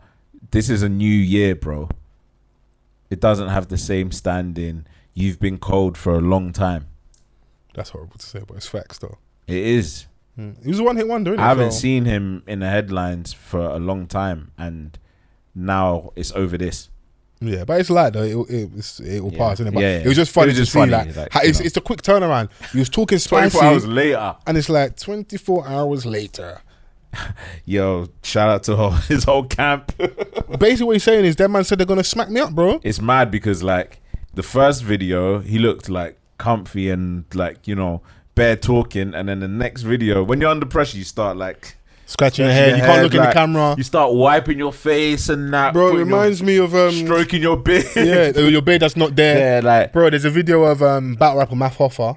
There was early days of like URL TV, and the whole NYB is going back and forth with Dot Mob, which is another battle rap group, innit? Right. And there was a guy in Dot Mob that basically like tried to put like some weird allegations on Math Hoffa's name, innit? So he caught up with my man on camera, and he's literally standing there saying, making him apologize. I think the guy's called Louis the 13th. Anyone that knows like battle rap, this is like classic footage, URL TV days. He makes him apologize on the camera, and Math Hoffa's standing in the shot as well. Bro. Because the guy's like, oh yeah, we're just clearing this up, real nigga shit, you know, real niggas gotta come together. No, Math Hoffa's like, he's apologizing. Bro, like we've seen things like this happen. We've seen it happen with Wu-Tang and Joe Budden.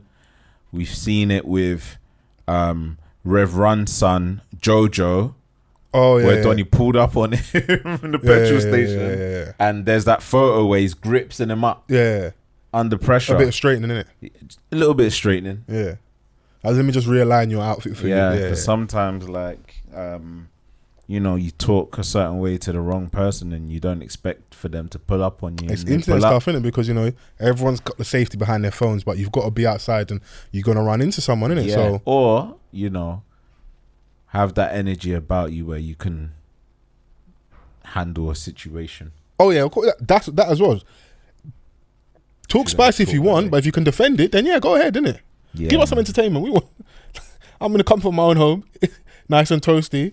You know, show out and you lot do your thing, innit? So yeah. But we want to bring it home though. It's shit, but inflation's gone up. Under the watch of a black man, it's not even been a matter. It's not even been weeks. Yeah. Kwasi Kwarteng, I was calling him. Yeah, Kwasi Kwarteng. Kwasi Kwarteng, that's it. Yeah.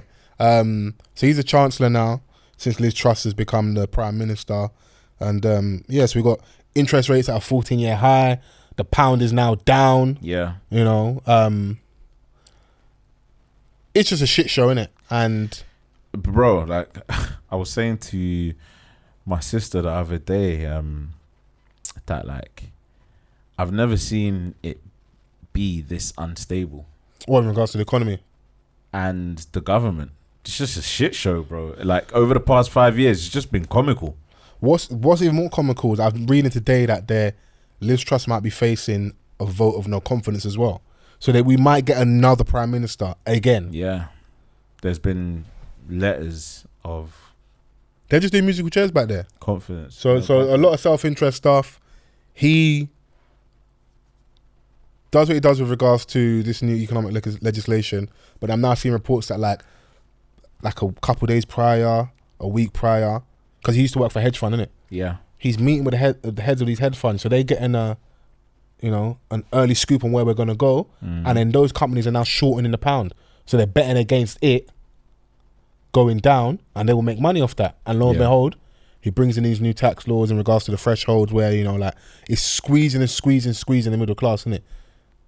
And then you've got dons who are on a crazy amount of wages, paying the same amount of taxes the smaller guys down here, which is insane to me.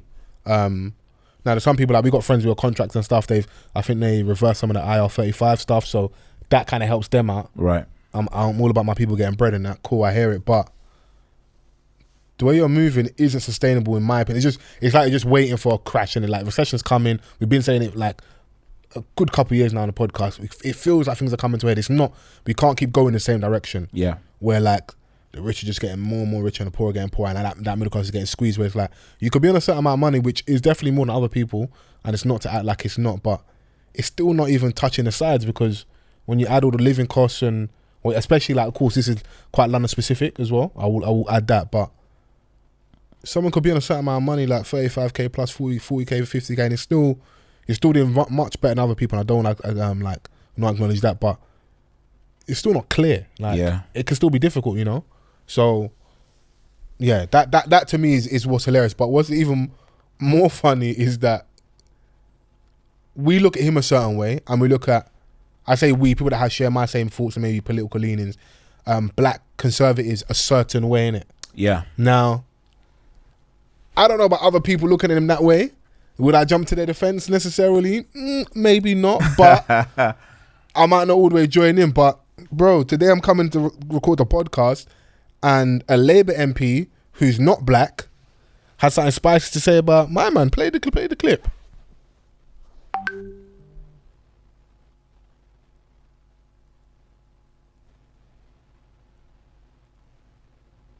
Technology don't fail us now. Yeah. I think it's the Wi-Fi. Let me see if I've got it, because the clip's crazy, bro. This is Rupa Huq. I think it's sister of Kanye Huq as well. She's a Labour MP. I got it. You got it? Yeah. Oh, perfect. There you go, Vans. Right, I think we got it now. No, I'm sorry if I'm not making myself understood clearly.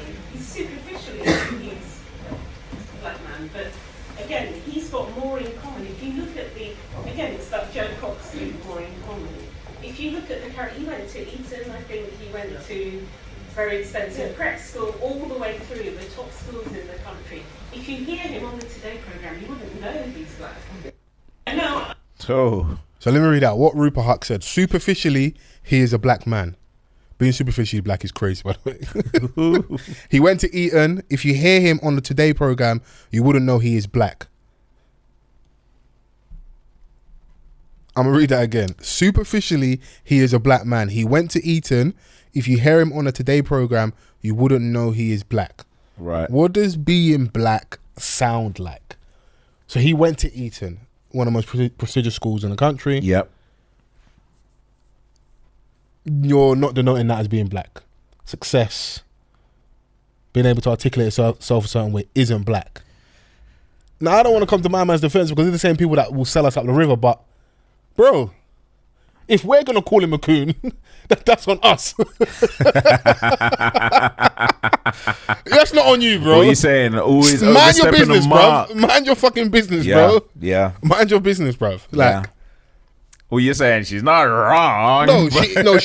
She is wrong in what she's saying. Calling someone superficially black. Yeah. And what you're saying is that, bruv, you're playing down someone in regards to their intelligence, their success. So you don't deem that as being black. How you look at blackness is someone that comes. What does being black sound like? An estate, not being able to string a sentence together, maybe not dressed a certain way from a certain community. That's how you're showing your actual, how you stereotype and your biases. Yeah. That's how you view black people. You're saying he's superficially black. You know? That's now, crazy. I think is it Marcy Phonics? He's on Channel 4 where he's having a back and forth with my man Kwasi about Windrush. Yeah, I remember and he's just denying stuff. He can't acknowledge nothing. He's, we've done this. Like, bro, this stuff happened on you guys' watch, and like, what do you mean the documents got destroyed? They don't just get destroyed. This was a concerted effort to get rid of these people, and they were disposable. And you're like acting like these people's lives are playing. People that have been there for like 60, 70 plus years. Yeah. So just another person who's out of touch, really. Because, they're doing it for self, innit? Yeah. They want to climb that career ladder, that political ladder, and they'll do it by any means. But it also shows, this for me is like a reminder. What's the Jay-Z? He's not the only one. No, of course, there's other people we get to, like Kemi Badenoch and stuff, people like that. But this is like that still nigger thing. Yeah. Regardless of what you get to, it even shows you, as much as I don't like what she's saying about him. Yeah. Park the blackness. Let's say she's leaning and trying to call him a coon and that. It shows you as well. They also don't rate and don't respect people that sell their own people out. Yep. Like, you get to where you want to get to. See, like, how maybe like a Candace Owen kind of moves. You always get that one black person who tries to move like, oh, I'm not like the other blacks. I'm understanding. I can have conversations, I can see both sides. But in those same rooms, they don't rate you. They don't respect you. Why? Because you go against your people for coin, for the drop for of a clout, dime, for political favor and power. Yeah. They don't look at you with any level of respect because you do anything to get ahead. Facts. And selling out your own people is a sickening thing for me. So I don't respect it. I don't rate it. But she definitely should be flogged because that's a brazen thing to say. And as much as I don't like my man, it's annoying how you can get me to come to your defense. Or I can never come into your defense even though I don't like you or like what you stand for, just because right is right and wrong is wrong. Yeah. And you can't say that. Or you can say it. Show us who you are. Yeah. You're showing us who you are. And you're someone of the BAME community. And I know some of the issues we have with that community at times. So don't speak on stuff that, you don't know about. And don't speak ill of black people. That's That's just where I draw my line in the sand, innit? So I think it gets to a point where people get too comfortable, man, and it's always when it's got to do with a black person, they become too comfortable and speak out of turn. And this is just another case of it. Like, and obviously it's mad, like you said, isn't it? Like, it's not your place to say it. But obviously I can see where people are like, well, there's parts of what she's saying. Yeah, if you don't fuck with the person that she's going at as well, it's going to be... People are going to be like, not my beef. Yeah, not my beef. And someone going to be like, oh, I hear it. Yeah. Because one could argue he is superficially black. So, like, he won't stand up for what's right in regards to black issues, but he'll be used as a pawn of, okay, look, this is us showing our progressive side. Look at us. And funny, ironically, there are a lot of people in senior government and the Tories that are black and brown. Like, even when I had our leadership contest, like, you had Rishi, Sajid Javid as well. I don't know if he was running at one point. You had Kemi Badenoch. So they were showing us like we're the progressive party that actually is a home for black and brown people where you can be successful, where you can regardless of your race, ethnicity, you can reach the top table. Well, when it came to the top job, it weren't given. No, come on, bro. It's what it is, man. Like we can let you do the entertainment. Like, you can participate. Yeah, Rishi fought. Yeah. He fought. The funny thing is, he, for me, in regards to the two, like for that job specifically, that Kwasi's in at the moment, he's more qualified, innit? Even though he has some very weird... Because, bro, top government is in bed with the powers that be when it comes to money, innit? People have worked for hedge funds before. They also protect their brethren so that they can have a job when their political career is done. Yeah. So, like, it's high level corruption. You can't call it anything other than that. Yeah. So, Yeah, the pound's down, man. I see people complaining because, bro, pound to dollar right now it's in the mud, bro. It's actually insane. Like it's I don't think it's ever been like this. I remember like where it was a dream to go to the States with your pounds. Yeah, get now, two for one on what's the kicks. The point, bro? Yeah, the buying power with the pound is. But Lizzie's gone, and it's just like, hey, she was like, peace out, bro. David Cameron started all this, bro. It's true. Yeah, but bro, if we at this point with a new face on the piece of paper that we call money, it's at its lowest. Yeah. We got a Donny on the thing now. If I'm Prince Charles, I'm fuming. It's like, brother, you don't even let me get into the job for 5 minutes. You already fucked things up. Do you know what I mean? The moment my face is on it, like the pound don't mean much. I wonder how long it's going to take to change all that stuff over. Because we only had the Queen's face for all of our life, innit? Yeah. I even saw a picture today of the time where you had £1 notes. What? Yeah. That must have been in the Fagin era and that. I'm being silly. Nah, it wasn't even that long ago, but that was lit, man. They should have kept that. Strip clubs would have been lit here. Yeah, because now man are throwing pound coins. I would have been lit here, bro. Yeah, pound notes, we're going crazy. Yeah, it'd be a different whole culture over here, innit? So it would be a different culture for sure. But yeah, that was just funny to see when I was coming into it. I was like, okay, so these are the conversations that are being had behind closed doors, isn't it? Yeah, it's just a shit show all across the board, man. Like we're truly suffering in this UK. It's London specifically.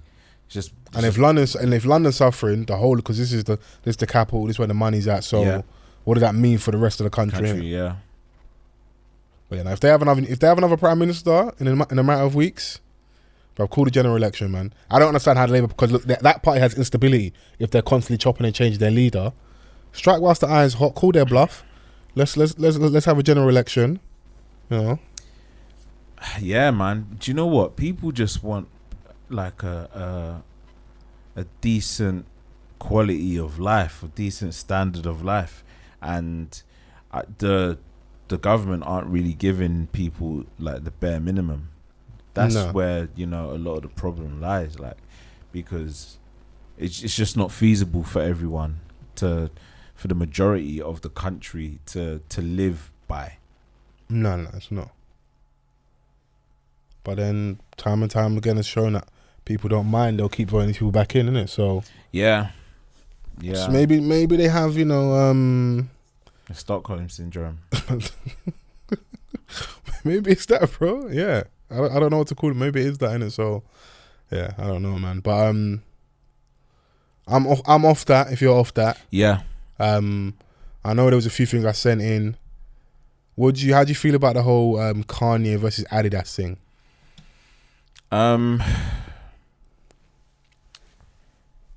Like, I'm not too invested in it, but I know that he's got a fight on his hands and he's battling for what is it, equity? Or I think he's battling basically ownership, equity. They basically, because what his issue was that he felt like they were devaluing his brand with like the knockoff.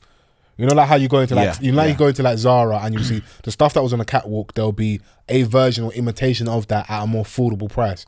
So the everyday person like you and I can go in there and still get something of a decent quality, but at a good price point. Yeah. So that's what they were doing. So he would have his Yeezy slider and they had their version of that at like a third of the cost. Yeah. And you know what? I think like from a creator standpoint of what he's done, like is you got a pair of his shoes on right now? I've got a pair of his shoes right now, and you go into Primark and you see knockoffs and stuff, so you know the imitation kind of, or imitations.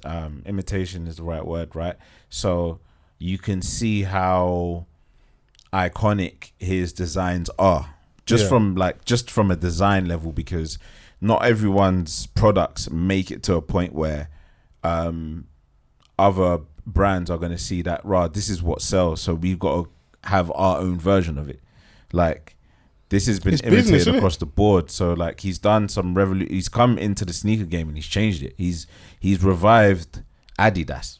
He definitely has, yeah. Do you know what I'm saying? So he's proven his worth. He's proven his worth. So I get where his gripes are, but I think this is where the business comes in and you sign what you sign, and you know, they're gonna make an example out of you, even though you are super successful. And then now that you're outspoken, all right, cool, we're not gonna do anything. We're just gonna stay put.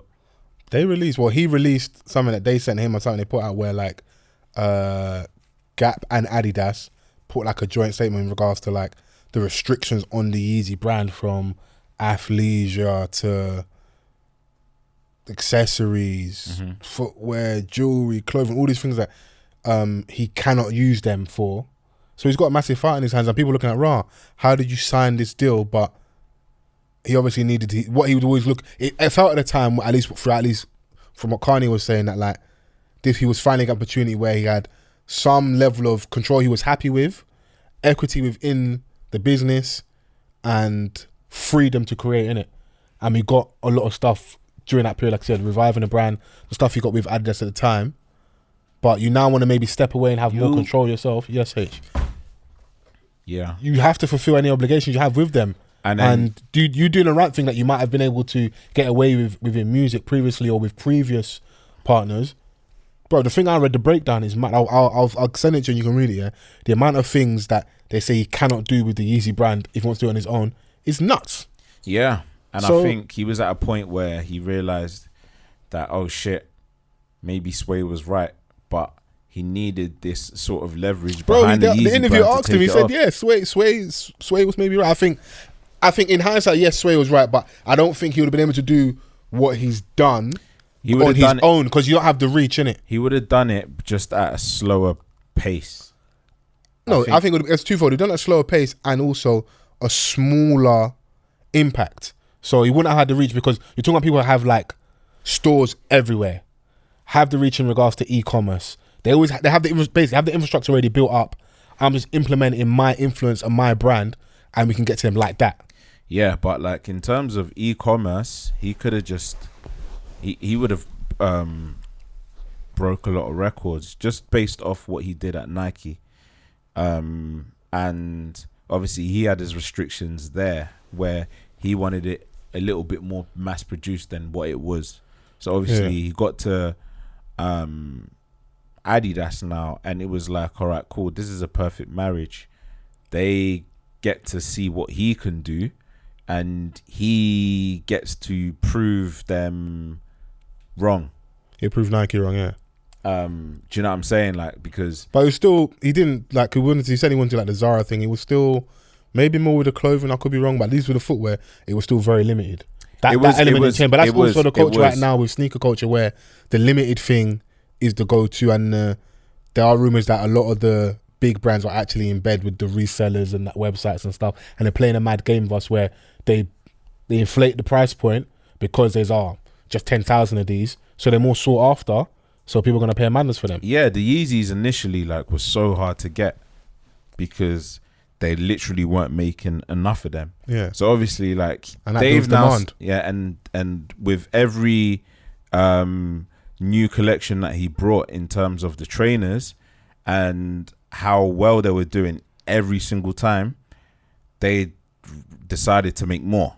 So it then became a lot easier on more colorways and stuff like that. Yeah, like different silhouettes. You still have to bid for them. Yeah. But it became like, you know, I remember where I couldn't get some. Now I've got quite a few. So it's like it's easier now. It's easier now, but it's still limited, and people are still running to get a foam runners or a sliders or the 350s or the wave runners or the 700s. But you can find your happy medium now. Like now you've got maybe the foam runners, you've got the sliders. You might not get some of the Yeezy Boost, but you can get a foam. You can get some Yeezy product, and then you have people like you get more cultural cachet when you have certain brands on. Yeah, and like people look at you differently when you wear certain things. I was trying to get my daughter some foam runners as well. Like, so it's just like one of those things where like it's very part of a thing where like people want to get involved and they fuck with the design. And one thing that I would say about his products is that they're super comfortable. Yeah, no, I'll give him that. I'll give them Yeezy boots are comfortable. Like, so, you know, it's done what it's done. So now they're like, we can actually, we're monopolizing this thing. We're taking control of it. You can still give us the designs. We'll distribute them. Yeah. But you won't have the type of control that you want. Bro, once you get in bed with those people like that, you clearly need them, so they're never going to give you full control. So if you want full control, you got to go and do it on your own. I think also, he didn't have the money he needed to do what he want on the level he needed to do it. So he had to have backers, innit? How do you feel about people saying, oh, you said slavery was a choice, so that contract was a choice, so you got to affirm it. How do you feel about that as a response and a rebuttal to his gripes on the internet? Sometimes, like, what you say will come back and bite you in the bum, even though, like, you know, some people won't see the correlation. But hey, man, same sort of premise. Like, you feel like, you know, people back then had a choice. Well, you had this paper sitting right in front of you, and you had your KanyeWest still at this point, so you have the best lawyers around you to read over this contract, and you still signed it. Why are you now shocked? Yeah. Sometimes you have to eat humble pie, even if you are a billionaire. You know. Yeah. And you know, it's a recurring theme. This shit keeps on happening to you. Yeah.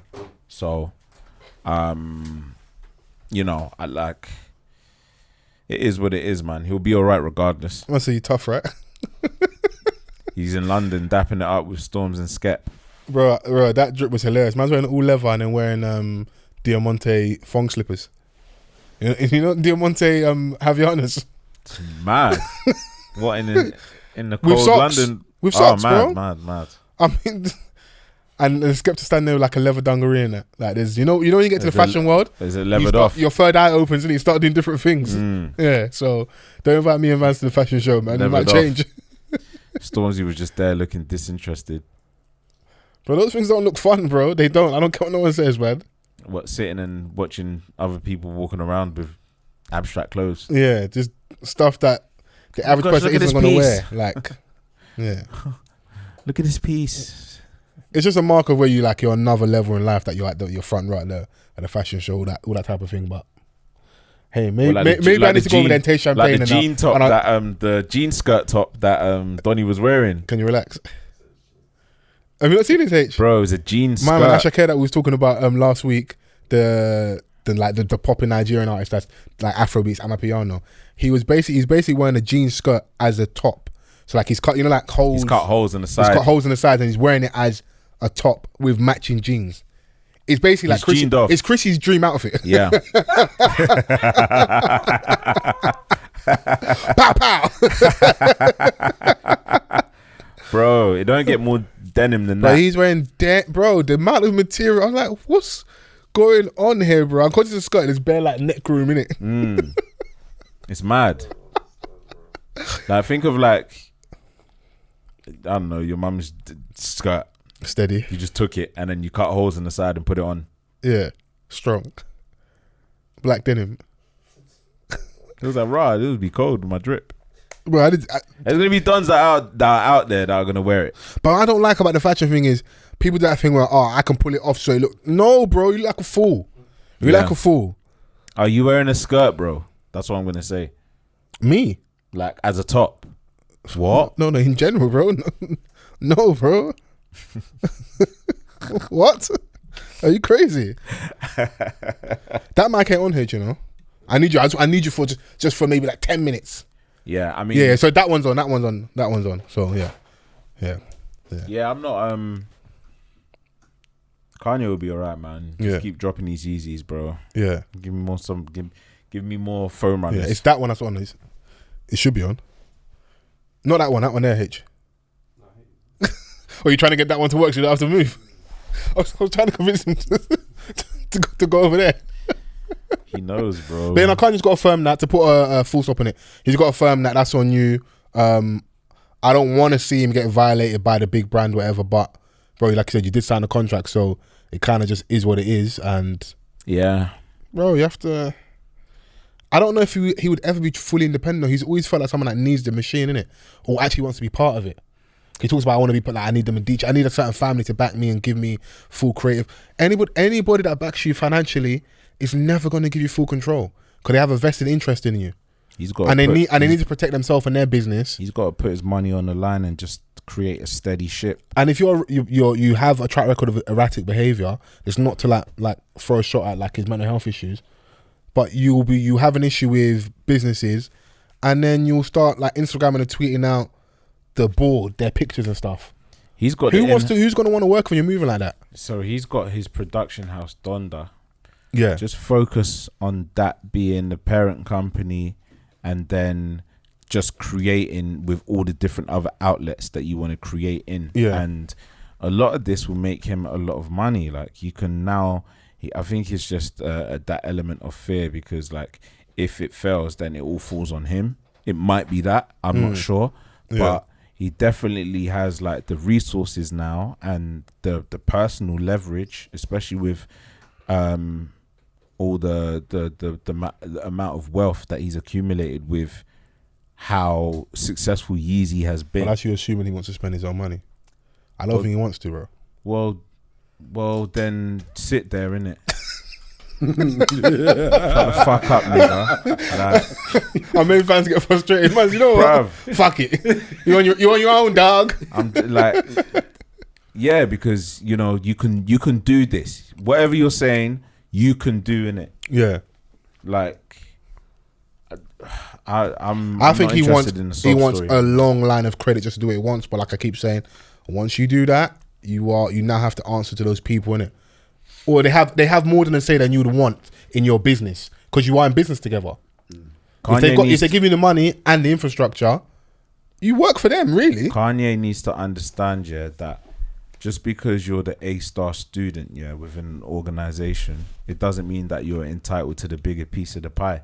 They're going to keep you there because what you're doing is successful. Yeah. They know that you have a cult following. So like, you know, before we even like expanded the mass production of the Yeezy brand, you still had a lot of people here anyways that surpassed the limited amount that we had produced. People are always going to come to it, and the designs are good and it's comfortable. And these Yeezys are affordable. Very true. It's only because like the resellers that have quadrupled the prices and that people think it's actually expensive, but a lot of this shit is affordable, bro. That's fair, yeah. So, like, no, you said enough, bro. I'm not. There's no do that response shit on your own, or just shut the hell up, bruv. But Sway was right. Sway had the answers. Sway had the answers. Yeah, Sway had the answers. Yeah, and this is another thing. When niggas talk too much, it just pisses me off. Yeah.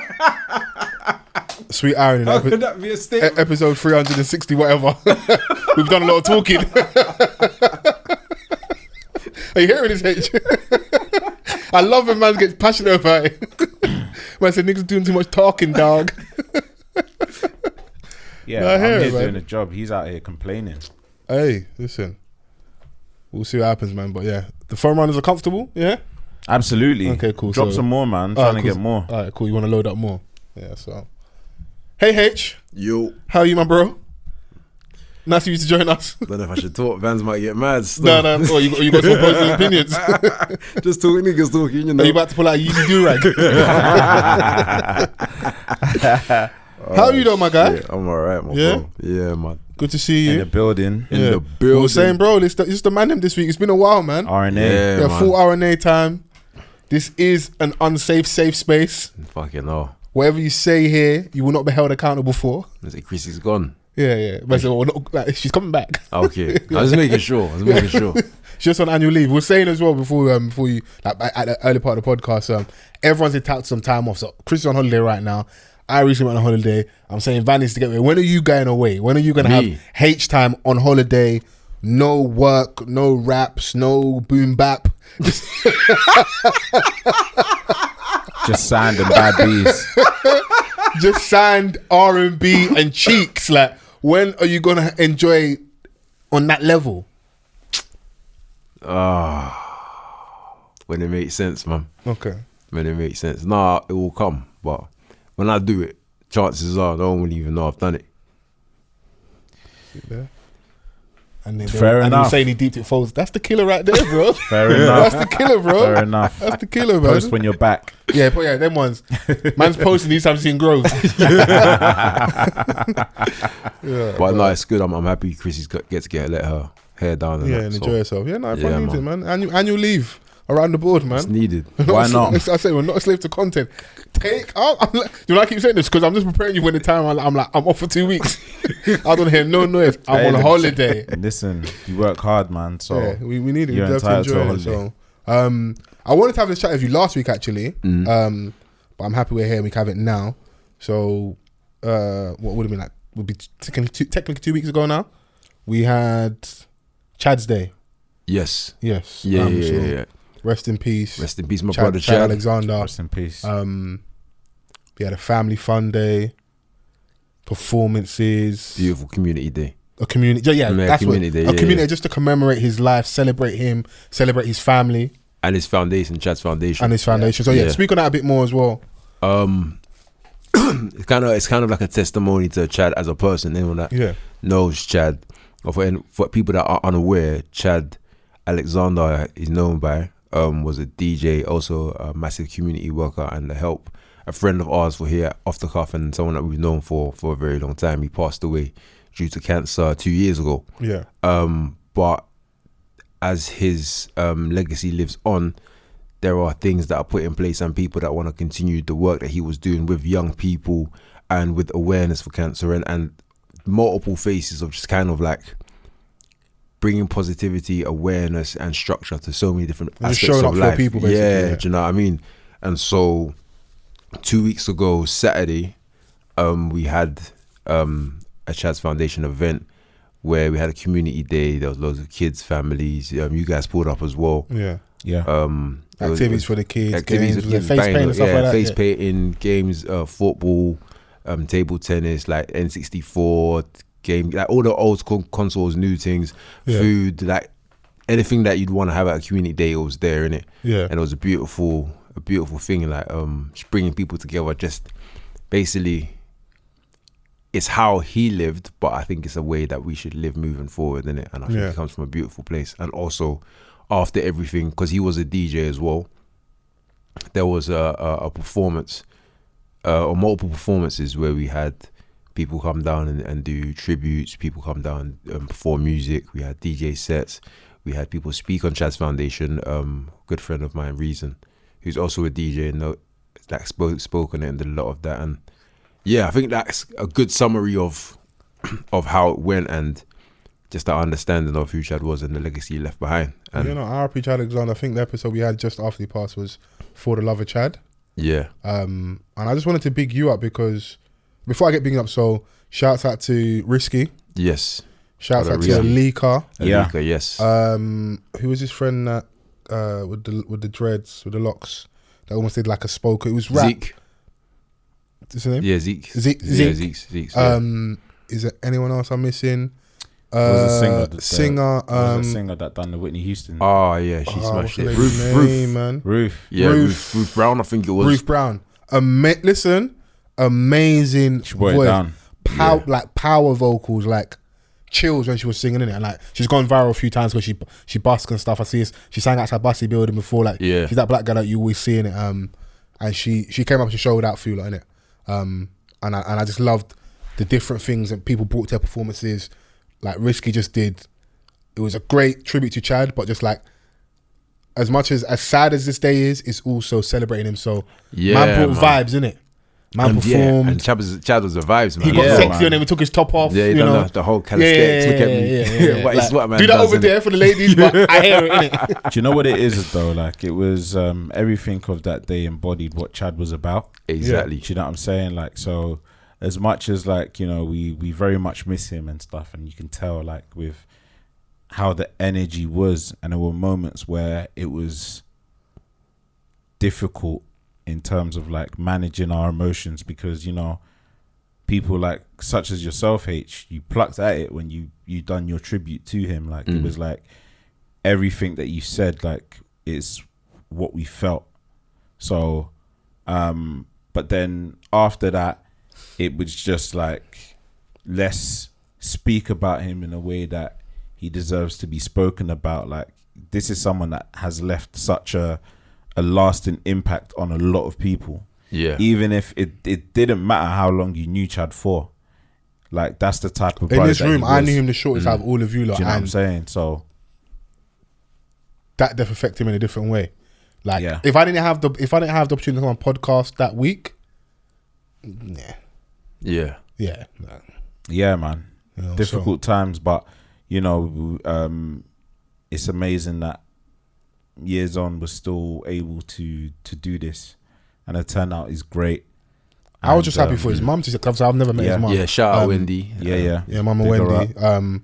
Just like her to look around the room and say, my son had a profound impact on all these people, and it can now become an annual thing. And I hear people that I don't know, but people are like, you know, there's none of that stiffness that you sometimes have when we're out in London. Like, people saying, like, shout out Shay Lingua saying, like, I ain't missing this. If this is an annual thing I'm going to be, and I'm doing, I'm going to make an effort, because this is someone that made an effort for other people. We need to, like, if there's one thing I'm going to carry from this is the way he showed up for people, let's try and replicate that as well. Yeah, you know, definitely. So that, you know, people can talk on us the same way or similar to how they're talking in. But like with Vance, I want to echo the sentiment. That's why I want to have a chat. Like, H made me cry, bro.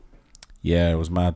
Like, I had to pull it up, and it's mad because like he might make me cry again. Like it was, bro. It was.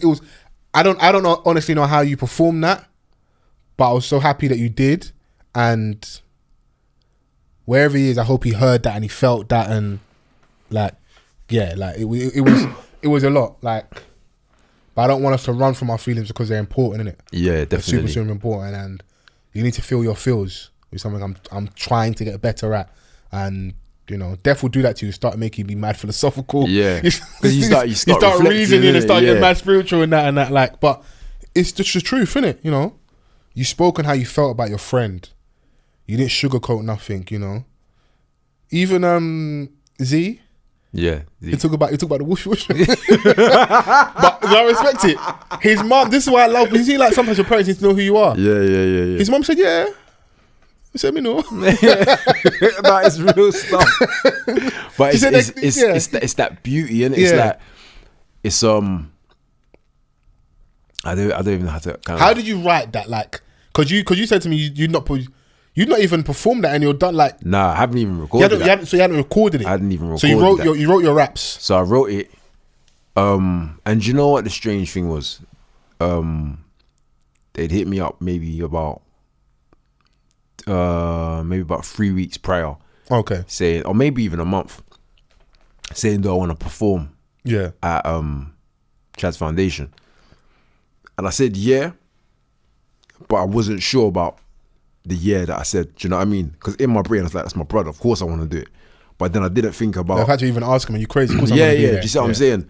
But then I didn't think about the logistics of what am I actually going to do and how am I going to feel on that day, innit? And that kind of came to me later. So I was thinking to myself, what am I going to feel comfortable performing when I'm actually there? Because I'm kind of there commemorating my man and just putting myself in that space. So then I said it to you, both of you, I think at some point or another, but I was like, I even said it when I performed as well, is that I didn't know what I was going to do or say. I didn't want to just perform and have a song that was kind of, shout out everyone that did their thing for however they done it. But for me, I couldn't perform something that wasn't centered around him or his life. Okay. Because I'd feel like, you wanted to mean more to you. Yeah, do you know what I mean? Because I'm going to be up there. I could be doing King of the Summer, that's all really good, yeah. But do you know what I mean? It's like, for me, I'm thinking about my brother and I'm like, I know he would be like, hey, do that. I fuck with the tune if he'd heard it. You see what I'm saying? And so on and so forth. But ultimately, for me, it wouldn't have sat right. Yeah. So, funnily enough, that week, I was in a studio and I was working on my album with a producer called Reggie. And he played something. And when I heard it, it just clicked. And it's funny, that was the same week of Chad's Foundation, and when I heard it, it all came to me and it all just aligned. So I sat there and I just mapped it out there and then. But I never had time to record it because it was just like, it was just a moment, do you know what I mean? And I was like, all right, cool, this is what I want to do on the day. So when the day came, I think I'd performed it just the day before, just to kind of give myself like a sound check, kind of to see how everything kind of goes. Yeah. But I didn't know if I could do it, because for me personally, that's the most difficult performance I've ever done in my life. Yeah. Do you know what I mean? Because of what I'm talking about and who I'm talking about it to. Do you see what I'm saying? And in front of that person's Do you people. see what I'm saying? I'm speaking about my brother, but I'm speaking about his passing, and I don't think I've done that publicly, period. Yeah. Do you see what I'm saying? Let alone in music form, let alone in front of his friends, family. I remember when we recorded the podcast after he passed. You couldn't be. Yeah, no, I left. I Yeah. remember. I left because I was just like, you know what I'm saying? I was overwhelmed and it's too fresh to man. So I didn't know how that was even gonna go personally that day. But I just knew the desired effect. I wanted people to feel what I felt, and I wanted people to just kind of tap into that raw level of emotion that I felt, and just hopefully that they had felt at some point or another. Yeah. And yeah, man. I got chills, bro, because I love H as well. He knew not to look over it. So we're like, H is in the middle. It's like, you know those like college or uni theatres where it's like raised seats like that, auditorium thing, and you're basically in the middle, innit? So I'm to H's left, innit? That's where me, Vans are sitting, and everyone else, and like some people's family. H did not look that way at all. He's looking like, I could be wrong, yeah. Tell me if I'm wrong. I think he's looking like dead set. I think there's like a door. I'm like, is this guy just got is he performing to the door? Like, do you know what it is? It felt like you picked a point and you performed to the point. I looked around, but there's some faces that I wasn't gonna look in entirely. Yeah. Or if I did, it'll fuck your whole shit up. I glanced. Do you know what I mean? Like I saw some people and I looked, but I'm like, if I look eye contact and that energy just travels into me, it's different, isn't it? Because I'm trying to remember these lyrics because they're fresh. You know what I'm saying? And I'm a real performer, innit? So I don't have that background music shit. It's just the music. Do you get me? Yeah. So if I stop spitting, there's nothing, you don't hear anything other than the beat. You see what I'm saying? So I'm like, I need you not to hear what I'm saying, but I don't want to crumble because I want like the emotions running through. No, but if you was gonna like, we would have understood, bro. Like if he was gonna, I get it, but then it's the professionalism in me, and I say you're that different. Man said in a state of mourning in there. Man said, I've got to get this off one take. No, do you know what it is? And I say it, and that's in respect to Chad, innit? Because he's someone that always believed in myself and my music. So you want to do him justice. Do you see what I'm saying? Yeah. So I want to be able to get through it and hold myself to the standard that I knew he would always hold me to or encourage me to be at. You see what I'm saying? So there's so many levels to it. So I'm like, I want you to feel this, but I also want to get through it. Yeah. Do you know what I mean? Like, I can imagine like you wanting to get through, especially like when there's certain things that you want to say that you want people to hear. Exactly. Do you know what I'm saying? Like you want that message to come across, and it's an ode to him. So it's like you're speaking to him in a form of like with everyone else that's here for him. Yeah. Do you know what I mean? So like it was beautiful, man. And you know, it's like when you were like, you haven't had Maggie for a year, and the crazy thing is that like last time you had a Maggie, he was here. It was just like fucking hell, man. It just made that shit a bit more real, you know. So yeah, once again, rest in peace to Chad, rest man. In peace, Sometimes Chad, like man. I just think about some of the shit that we used to talk about. Like, you know, you go through a message and some of his voice notes are still on my phone. Yeah. So it's just like, it was a big support of what we had going on here, man. It's like anything I could do and vice versa. And yeah, man. You just meet someone just like, they're just a real brother. Just a real brother, cool He's just vibes. a real and brother. Yeah, like good energy and it's like amazing energy and big heart. He wanted the best for people. Do you see what I'm saying? Yeah. Also himself, but other people. Like he just like kind of striving for like, let's do more. What can we do? We can always do something. Do you know what I mean? And that attitude, it wasn't a pretense. It was genuinely how he felt. And it's so mad that like a lot of my mandem, I didn't know that he was boys with Chad. They were boys with Chad and stuff. So like, you know, at the unfortunate circumstance of the funeral, I saw a lot of man, and I was like, shit. I didn't even know you know my man. Do you know what I'm saying? But it all started to make sense anyways because he was that type of don. So, you know. Well, rest in peace to him. Rest in power. Before we get off this, foundation. Yes, Chad's foundation. What's the website? I don't know off the top of my head, but we can give it to me and I'll put it in the description. And yeah, stuff. yeah, we'll do that 100%. For anyone that's from like the West London area, and that's I would hope that's someone that you'll wherever know. But even just from us on the podcast, that's someone we hold in high regard. So prayers and blessings to his family and everyone connected. But yeah, definitely, I just wanted to big you up as well. Thank you, my bro. We didn't. I know we spoke on the day and had a proper phone chat and that, but since I seen you, we ain't like revisited that. I just like, I just wanted to let you know, like, yeah, I had chills. And if you ever don't want to rap, I'm gonna remind you of that time when you made me cry. I'm gonna say you made me cry, innit? Like I caught it. I caught it. Yeah, do you know what? And I was with Alika next to me, and yeah, she Leaks couldn't handle it. Yeah, she had to walk out. It was too much. Yeah, no, it's not, bro. Listen. Yeah, shout out Leaks, man. She performed. She performed as well. Yeah. She brought different vibes in it because you're like, listen, we had to dance, boogie, house ting, just flex in it. She brought everyone onto the stage and that, which was great. No, you lot repped him well, man, and it just shows as well, bro. Like people have their misgivings about us, and we have a lot of things and issues we definitely need to overcome, and things that we need to prove on, but.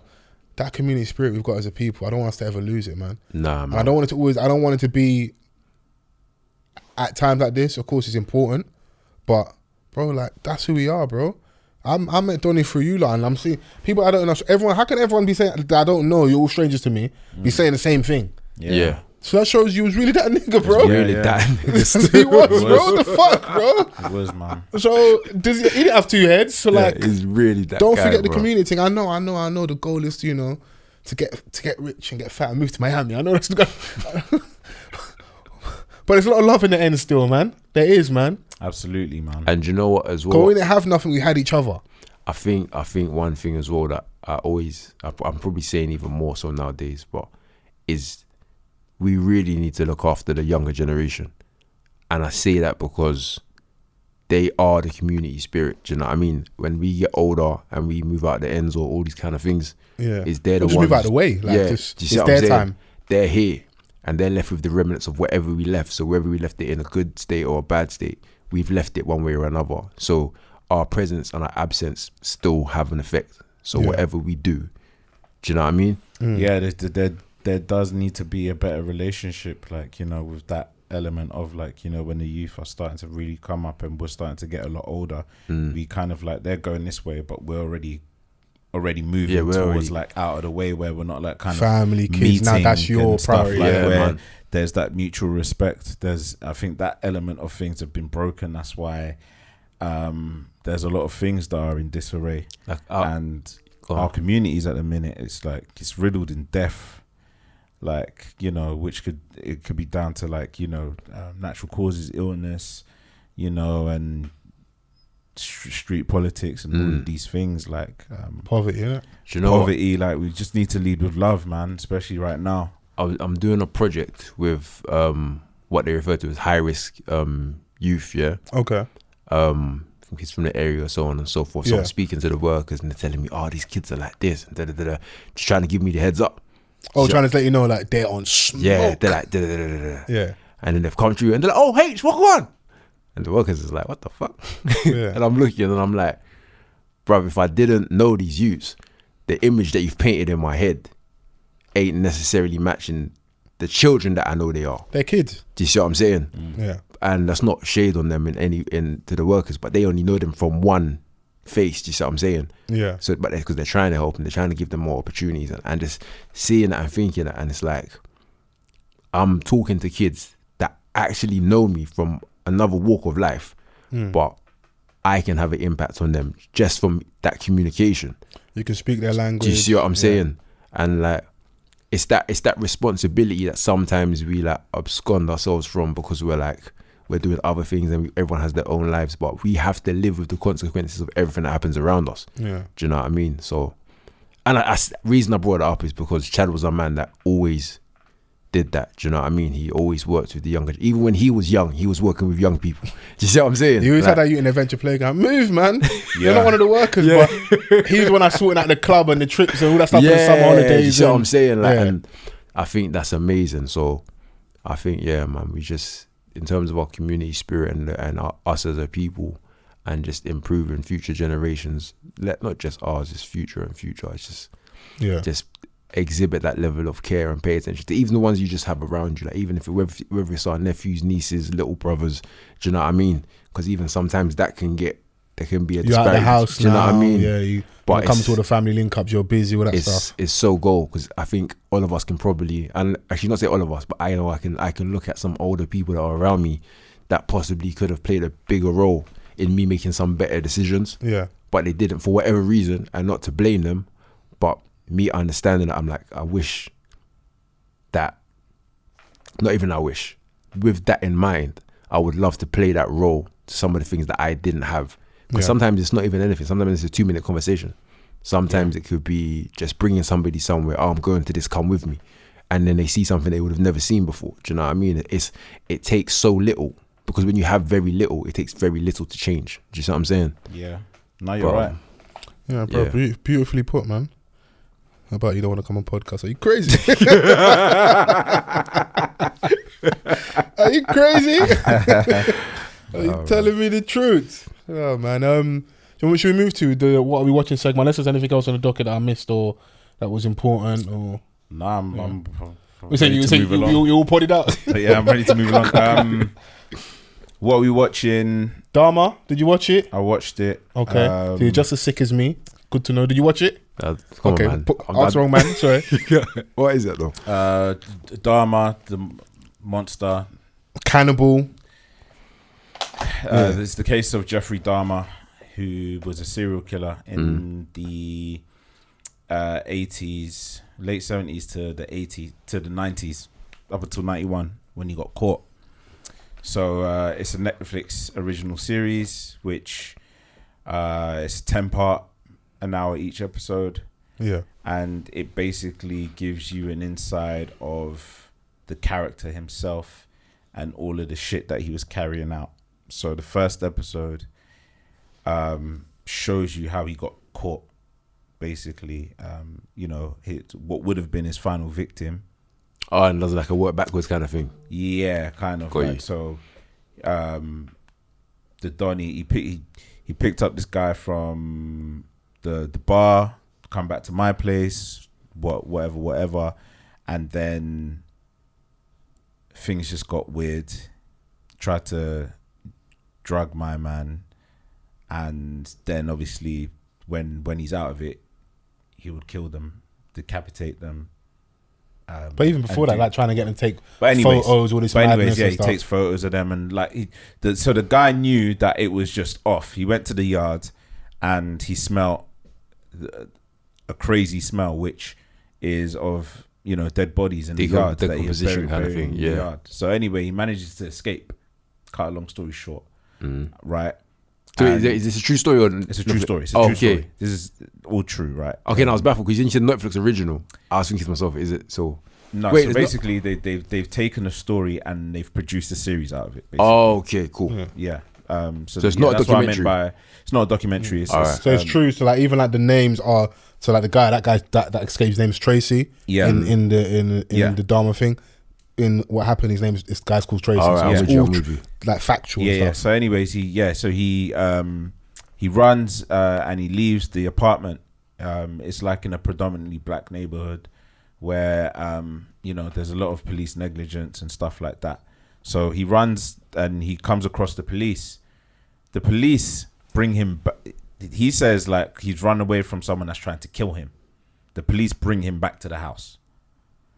And I'm like, but was he not? He was a willing participant in that though, because it's like, yo, I need you to go and get my man. That wasn't just. It was also that as well.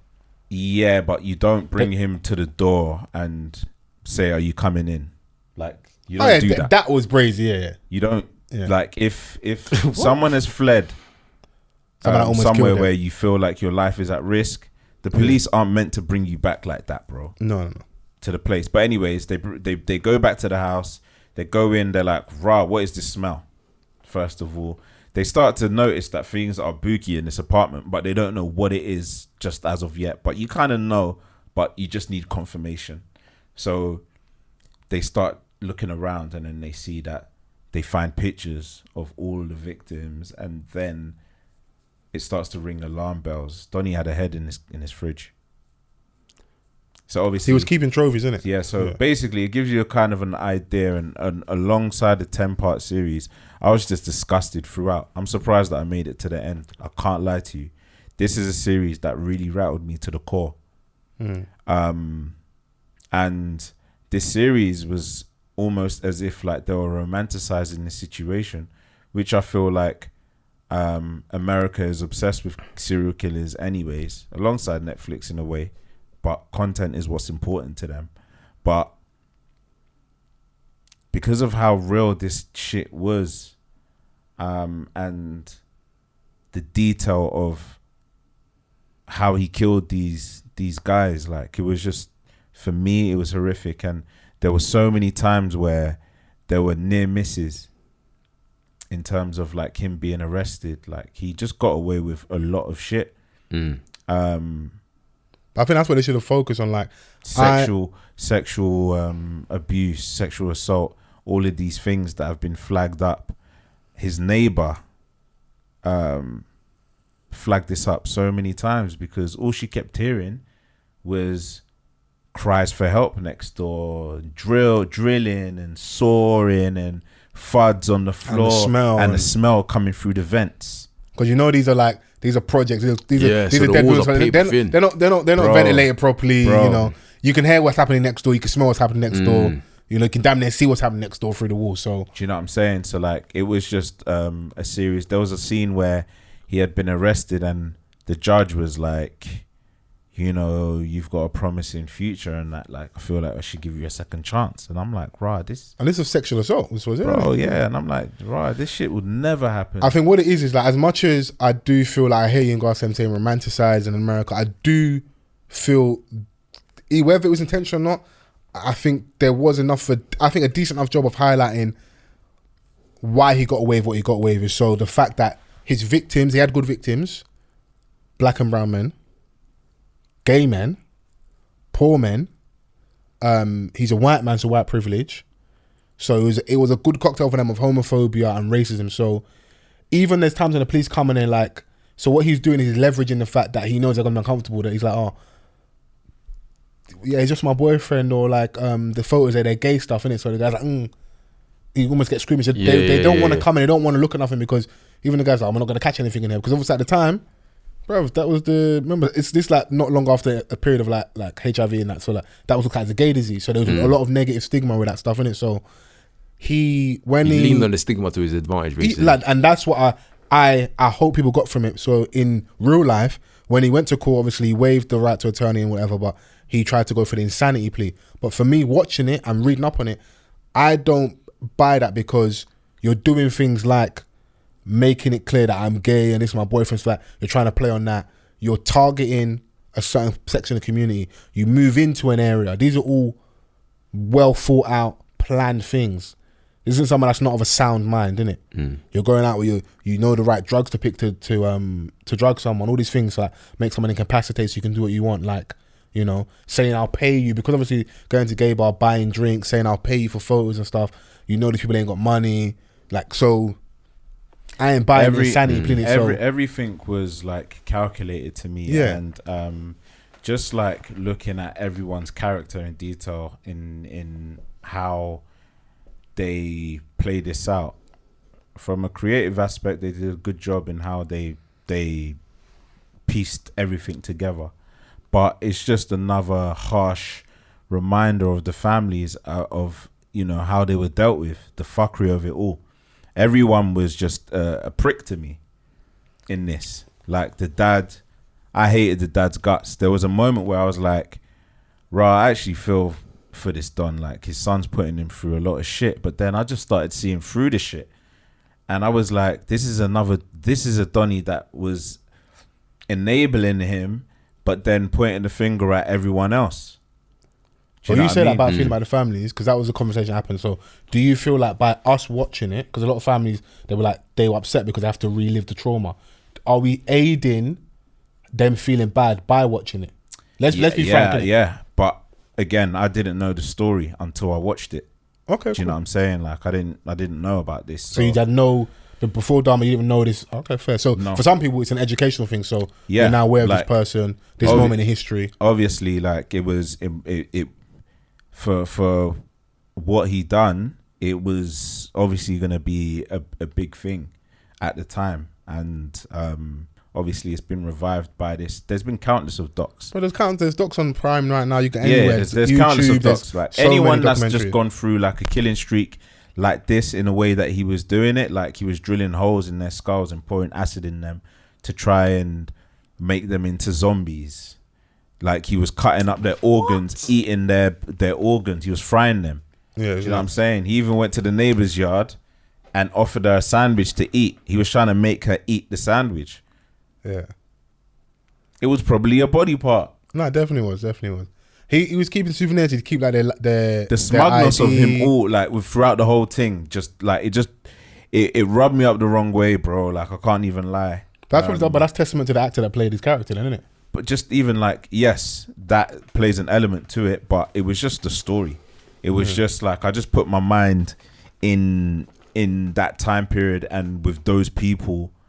And how many victims did he have, George? 17. Yeah. Fucking hell, bro. Over the course of a decade, bro. Yeah. It also as well, maybe not, it's never nice conversation had as well about a lot of poor decision making as well. How you mean? So there's so one of his first victims is like a 14-year-old boy. His brother goes back to after knowing what his brother went through, his brother goes to the house, isn't it? Yeah. I was like, wait, did they just write this in like, is this accurate? But no, the brother goes there as well. So like, there was some poor decisions across the board. Like Van said, there was some near misses. So one or two people had some weirdness and like have come outside and seen him outside the club with someone getting in the cab and told the person, no, this guy tried to do a madness to me, and the person cuts out. So there was near misses, but the story with the deaf guy, man.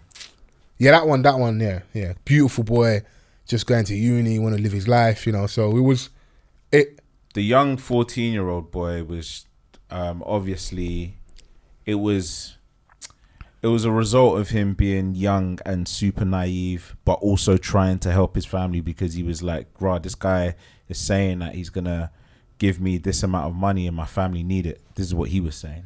Obviously, like I don't know in it, but he's obviously no longer here to say anything. But it was just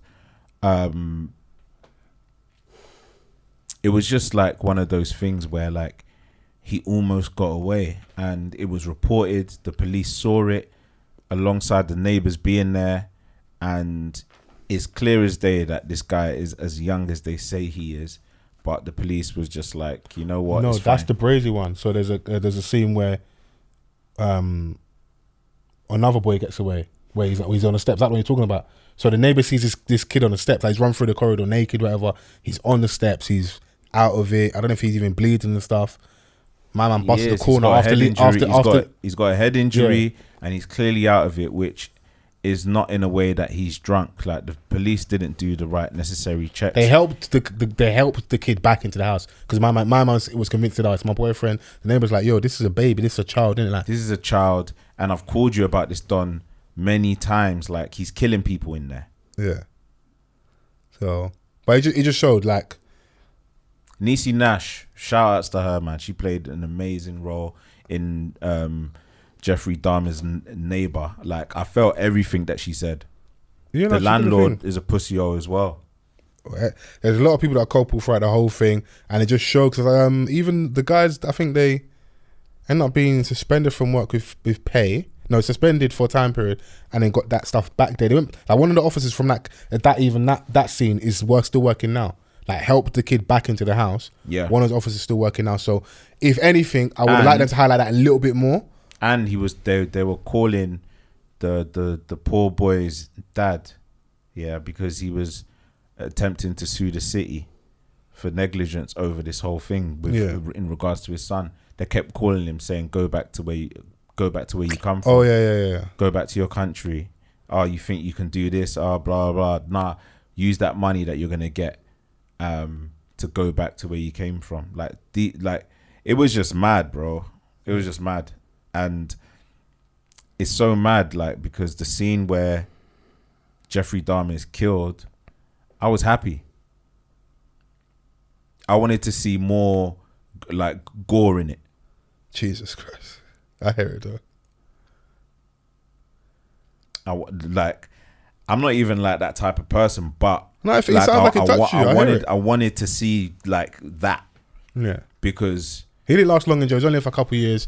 They had him in like protective custody for a bit because, you know, he's high profile, and then he was abusing the fact that he became a celebrity. People were sending him money. He was getting like letters from women, from men that were like fans. They wanted an autograph. Inmates wanted autographs. With people, blood, bro. Like, it's mad. No, the world is sick. People are sick, bro. Like people are sick, bro. Like prison people go to jail here for like madness, and people have people like writing to them, innit? So you saw with the Ted Bundy stuff. Like people go to his trial and like, you know, fans of him. So like it's nuts, innit? Those things don't shock me, but there is a sweet irony in like his death being celebrated because the person that also killed him killed innocent people as well. Because that person was in jail for life, innit? Like they were in the gym and it just couple shots, couple hits to the head of a dumbbell, you know. So and it just kind of is what it. But you're in hell, innit? So that Donny, he gave him that good speech before you did what you did. Yeah.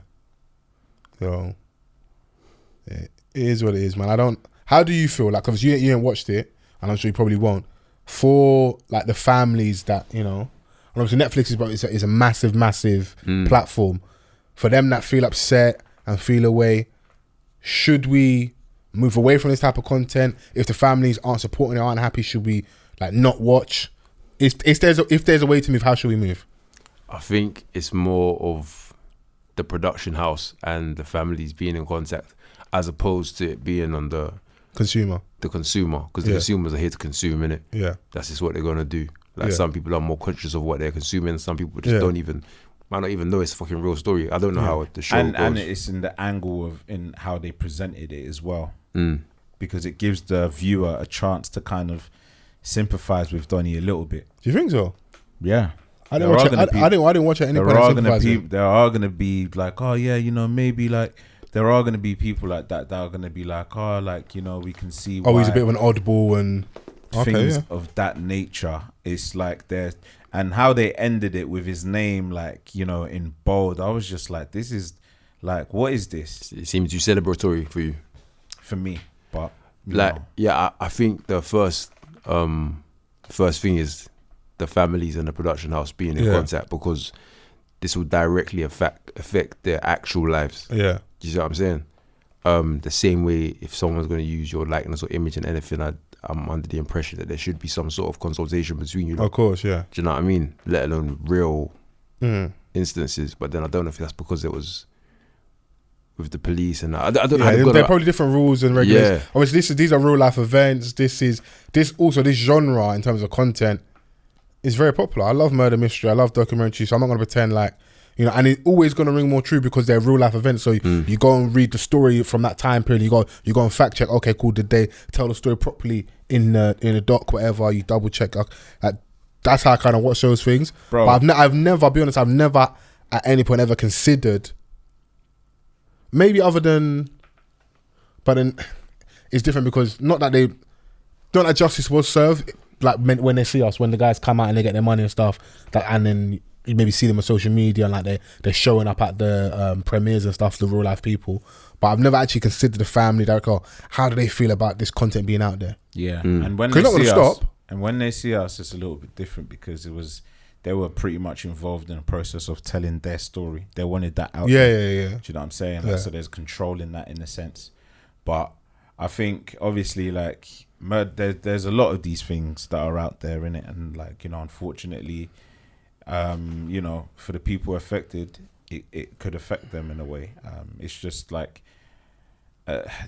there's documentaries, and then there's, you know, this which allows like creators to go a little bit more, the dramatization of it was just kind of sensationalizing it, and obviously like, you know, reliving like chilling moments and reenacting like certain scenes. Like there was a scene where one of the victim's sisters is going crazy in court at the killer, and there's I saw something posted the original. They do a side by side video of the actual sister going mental in the courtroom. So it's just another like, you know, reminder of how real this shit was when they put it side to side, you know. So, but yeah, man, it was something that I was like, rah, this is nuts, man. This is nuts. And yeah, his family knew that he was a strange don. To put it mildly, yeah. Like when the grandma found a mannequin in his bed. Yeah. You know what? You are right. I take it back. Those are the little bits and pieces of it where there is almost like humanizing and maybe you feel sorry, or because there is an argument about like if we can possibly, if there's certain gene type or something in the DNA, if you can get these guys early. You know, people like they want to maybe study their brains. They were that type of talking thing, about examining the brain and all of these things. Like, oh, why is he like this? I was like, rah, like this is all out in the media and the public, whilst the families can't even. A lot of them had to bury, you know, their loved ones without them all being put together. I don't push back against that. They were finding, you know. They were only being found in parts. Yeah, but I don't push back against that as long as it's purely for prevention. If it is, how do we try and prevent these types of individuals committing these crimes? I think I'm in support of anything that can get to that point, innit? I think how it plays out, I may not overly like or support, and I can't say not support because I want to see it. Like if they are trying to do examination of the brain, or they're trying to find, and it's not just for some weird scientific experiment. If it's purely for prevention, then I think I support that, because you can't cure these dons. You know, you make it harder with like, you see like when you watch these old documentaries, you see like the very, very simple things that could have, if police departments communicated on cross state lines, they could have caught on this, because some people commit murder and just move to another state, or like how like the advancement of like DNA technology. There's bare people from back in the day that because of like then getting arrested for like small things like a fight in the street, DNA is now in the system. Your DNA matches a rape 25 years ago. Yeah. If it wasn't for that advancement technology, you would have got away with it, innit? So they are catching up to certain people, innit? And some people, it's unfortunate, they're just sickos and going to do what they're going to do. Yeah. But just trying to make it as hard as possible for them, innit? So, but yeah, no, that's the one thing I watched. On a lighter note, have you guys seen this film here where T.I.'s got vitiligo? He's like a gangster. Yeah. It's called Cutthroat City, yeah? I think it's directed by RZA, innit? Yeah. Now, to put things in perspective, yeah, the two top villains in this film are T.I. and Terrence Howard. Same, bruh.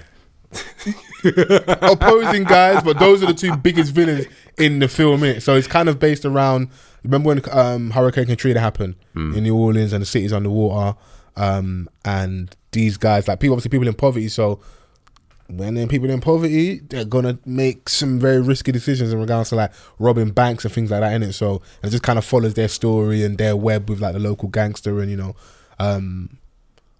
but I just find it funny because I'm like, as much as T.I. is acting, he got to live out his encyclopedia dreams, like dictionary dreams. There's bits of it he ain't acting, bro. He is not acting. We like hear stuff like facetious. He's not acting at all, bro. It's not even that it's a good watch or a bad watch. It's just funny. I'm just like, and it's not meant to be funny. It's just Terrence Howard's the gangster, the opposing gangster. Like, yeah, it's called Cutthroat City. Almost kind of set it offish a little bit. Yeah. With the bank robbery stuff. Well, yeah, I think that might be on Netflix or Prime, but that's the only other thing I watched on like a light-hearted note, because I need to get off that Dharma thing, because yeah. Do you know what I did watch though? I watched I'm gonna butcher the name. That new film with Idris Elba in it. Oh, I see that. Something about 1,000 years of longing. 1,000 years of longing, it might be. I see the trailer for that. Yeah. Double check it if. Yeah, let me check. I'm gonna give a horrible synopsis, so just Google it yourself, because I'll try. But was it a good watch? Do you know what?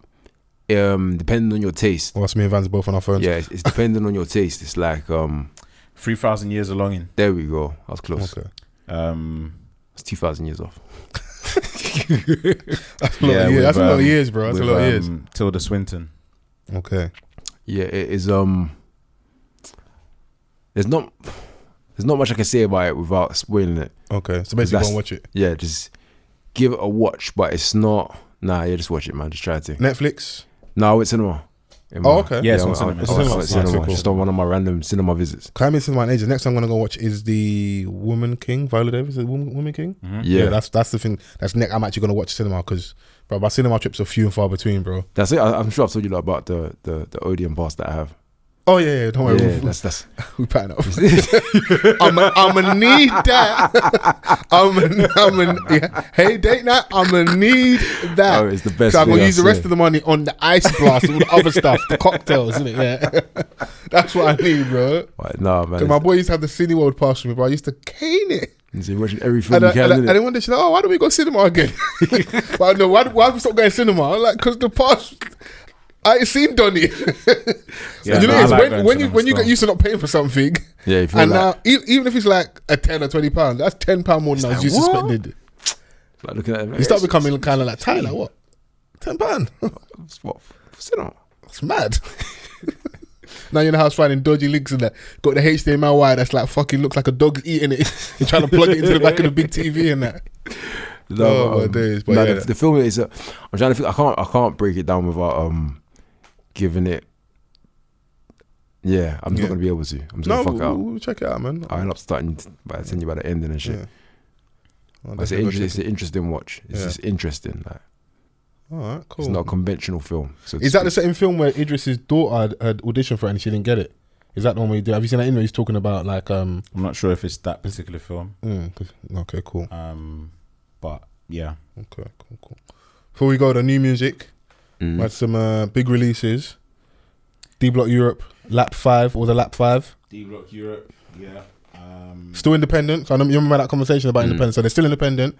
This is okay. So this is like project number 5 or 6 since like 2018, 2019. Album number 5, I think. Yeah, but the others were mixtapes. They were saying it. So I think this is actually technically a second album, innit? But in this day and age, DSPs, you can do all the same thing, innit? Yeah. Original beats, original music. So it's called the Lap 5. I think about 15, 16 songs long.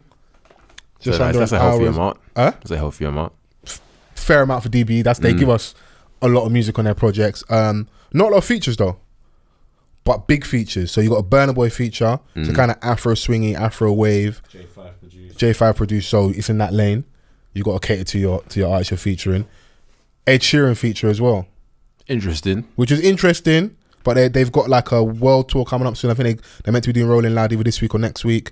And they're gonna, I think their world tour stops like early next year in like Norway, somewhere in Europe. So like they're meant to be outside doing a lot of shows. I think they're gonna have 2 dates at the O2 as well. So it wouldn't hurt to have an Ed Sheeran feature before you go on the road. Because if you knock it out of the park and it's a big song, hey, come buy tickets to the show. Ed might come out, surprise guest, you know, alongside all the other things and all our songs and stuff. So I've had little periods where I felt it was overkill with them, so quantity more than quality, you know. But I wasn't mad at this attempt. I do enjoy it. There's a bit more maturity. It's not just overly sexual. I eat pussy. You know, there's that little phase when ads come out and he was clear about he was the first man to ever eat pussy, basically. Yeah, he was the first man in the UK to eat pussy. He legalized it. He legalized eating front. If he's on it, if you man do it first, I'll do it.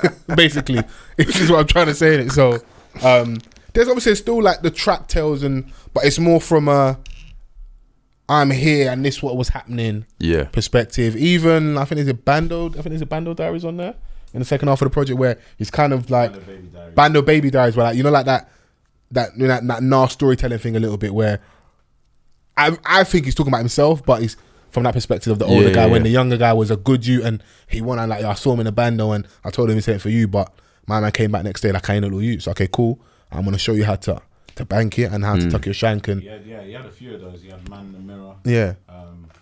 Where, you know, young ads goes into more of an introspective kind of. Is he rapping? Pocket. He's rapping, yeah. He is rapping, but obviously he's got the auto tune.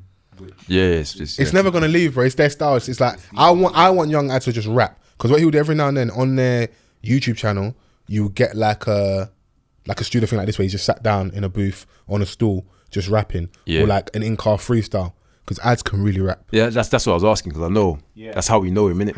I don't mind him rapping on auto tune as long as he's still rapping. Do you know what I'm saying? But I feel like his melodies are also cold as well. Oh yeah, that's a given. That's a given at this point. So like, I'm not mad at Ads' output. I enjoyed this one. I think If I Ruled the World, they went in hard. I think good way to start, isn't it? A good way to start, and that's what kept me there. And yeah, there's parts that I enjoyed. What do you think of Conor McGregor? It's okay. I heard it, prior to the album being dropped, and I was like, cool. I get the angle and what they're saying and how they feel with that song there. Yeah, I do feel like they are responsible for that wave. So, hey man, and they keep churning it out. They keep reaching new heights. As a new season, I went to watch them at the O2 last year, and they did their thing, man. So, yeah. No, I enjoyed it. Yeah, no complaints on this side. Obviously, it's probably still need to have a few more listens, but I didn't have the feelings I've had before, where it's like, oh yeah, like it's gonna do what it's gonna stream because there's so many songs on here, and like, but as a project, it's cool. Yeah, like and I've listened to it a few times. I'm gonna keep listening to. I don't think it's something I'm just gonna put down and throw away. And I hope I'll come back to it and still enjoy it. Because at the minute now, there's so much music. Obviously, this is still a music-based platform, but sometimes man gets bogged down where it's like, it's too much noise with the projects. If you got a big song, I'll take you in, or like like you're on a come up. We love underdogs, innit? So it's like the minute you pop now, I kind of like keep you over there. But it's like when you was on SoundCloud with 400 plays, and I look cool because I bust your music. Yeah. I rock with you more in it, and it's a weird thing that we have sometimes. And I'm trying to be better at it, but like I just enjoy seeing people like in their store when they're still early coming up in that, because it means loads to you, then, innit? Like you would probably give your fucking kidney to be selling like the O2, innit? Yeah, 100%. But these boys have done it and are doing it, multiple dates, and still independent. Shout out to them. Him and his dog. Bro. Champions, bro. People have said before that maybe Ads needs to go solo. Maybe if he does, it might not pop as much. Maybe he needs to be part of a duo, because LB knows how to play his position, and he still contributes, innit? Oh yeah, absolutely. Even on this he contributes. So I really enjoyed it. So yeah, we'll go back to it. But Bella, we got Adultsville. We got the EP. The EP. Yes. Bella is back with another project. 10 songs this time. Is it an EP or an album? Hey man, are you looking off the Apple Music has got like a longer Apple Music edition? Yeah. Yeah, because it's got a lot of acoustics. Okay. The studio version is 7 songs. Bella is like one of the exciting ones for me in the R&B landscape in the UK. I think on Adultsville, it starts off great. It kind of gives you an indication of what it's about when she's stepping on I think it's on the train, and there's like the plane, and there's when it's the person, the announcer, when you're on board something, and they're like, oh yeah, you're now on board to such and such destination, and blah blah blah. There was all of that, and like I just feel like Bella's really like comfortable when she's on the mic now, when she's singing her songs, like with how she conducts her music. Everything just seems watertight and on point for me. Evil Eye, there's an extended version on this project. It's cold. For me, Evil Eye is like probably one of the best R&B songs to come out of the UK in the past 5 years, for me personally. And it's just like another step up from the Art of Conversation to here. And I think that she can go places if looked after right. And she seems like she's got a lot of people supporting her and championing her. Her videos are on point as well. They're refreshing. Shout outs to Ray Fiasco, who's leading that. Do you know what I'm saying? Like, so, yeah, Bella. She got a lot of production as well by SOS, and it's a shout out. Yeah, Mikey and Mo, because they did Prototype, innit? Yep. And I'm probably late, but I was listening to the album again. I was coming out. I was like, is that Darren B? Stand By You? Is that the? We said this, bro. I don't remember. But I don't remember. Oh. Yeah, maybe I wasn't listening. Yeah, maybe you're right. But like, I was like, yeah, I can hear it. I don't know why I didn't hear it before, but I was like, yeah, no, this, and then I go and check the song credits, and you see who's producer. I'm like, okay, cool, my guys are, because you know we've had them conversations about people flipping old stuff on that. That's done well, innit? I think it's done really well. Yeah, absolutely, man. And she just looks like she's super comfortable. She's dancing, she's singing, and she's bringing out visuals, man. And she looks like she's having fun doing it, and it translates over in the music. So she's definitely one to watch in the aspects of the acts coming out of the UK for me. You know, so yeah. That's on heavy rotation, man. So shout outs to Bella. Yeah, no, I'm enjoying it. That's it for me project wise. There's loads of songs and little like, bro, that Cardi B verse on that Glorilla song. Yeah, bro. There's a lot of women that rap with it. Deep voices. You've got my heart, my soul. And a nigga, this is me. And a bitch is under me. Yeah. She said, I won't even put your name in a verse because I don't know where we'll be in a few years. Like, we might not be mates, innit? Yeah.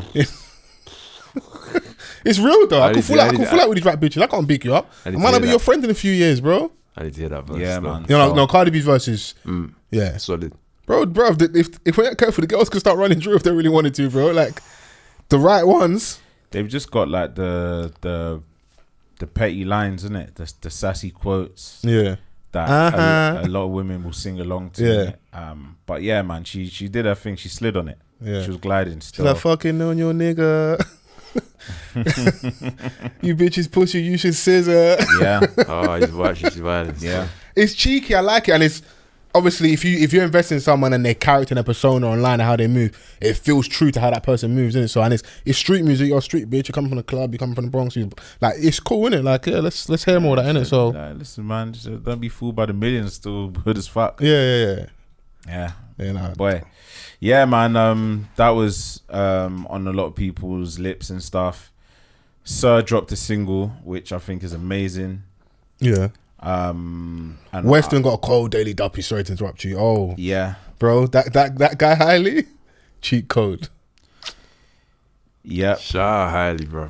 Shout out all of them actually. In fact, but shout out Hailey first. But Hailey does damage. Yeah, no, he was, bro. It's not playing, bro. It's not playing fair. And it was light as well. I know it was light. Even if he doesn't say it, bro, it's light, bro. It was light, bro. I want to say shout out to Akel as well, especially the beat was riding. I don't know if a little bit of West London history, yeah. Okay. But there was a old school rhythm produced by Angel. Okay. I See People, yeah, where a lot of man was spitting on it, and he was one of the people that spat on it. It's proper old school. Yeah. And it's like the beat's been remade around that old rhythm. Do you know what I'm saying? On the Daily Duffy. So when I heard that, like, there's a section of people that will know. It hits you differently because you see what I'm saying? So when I heard that, I was like, yeah.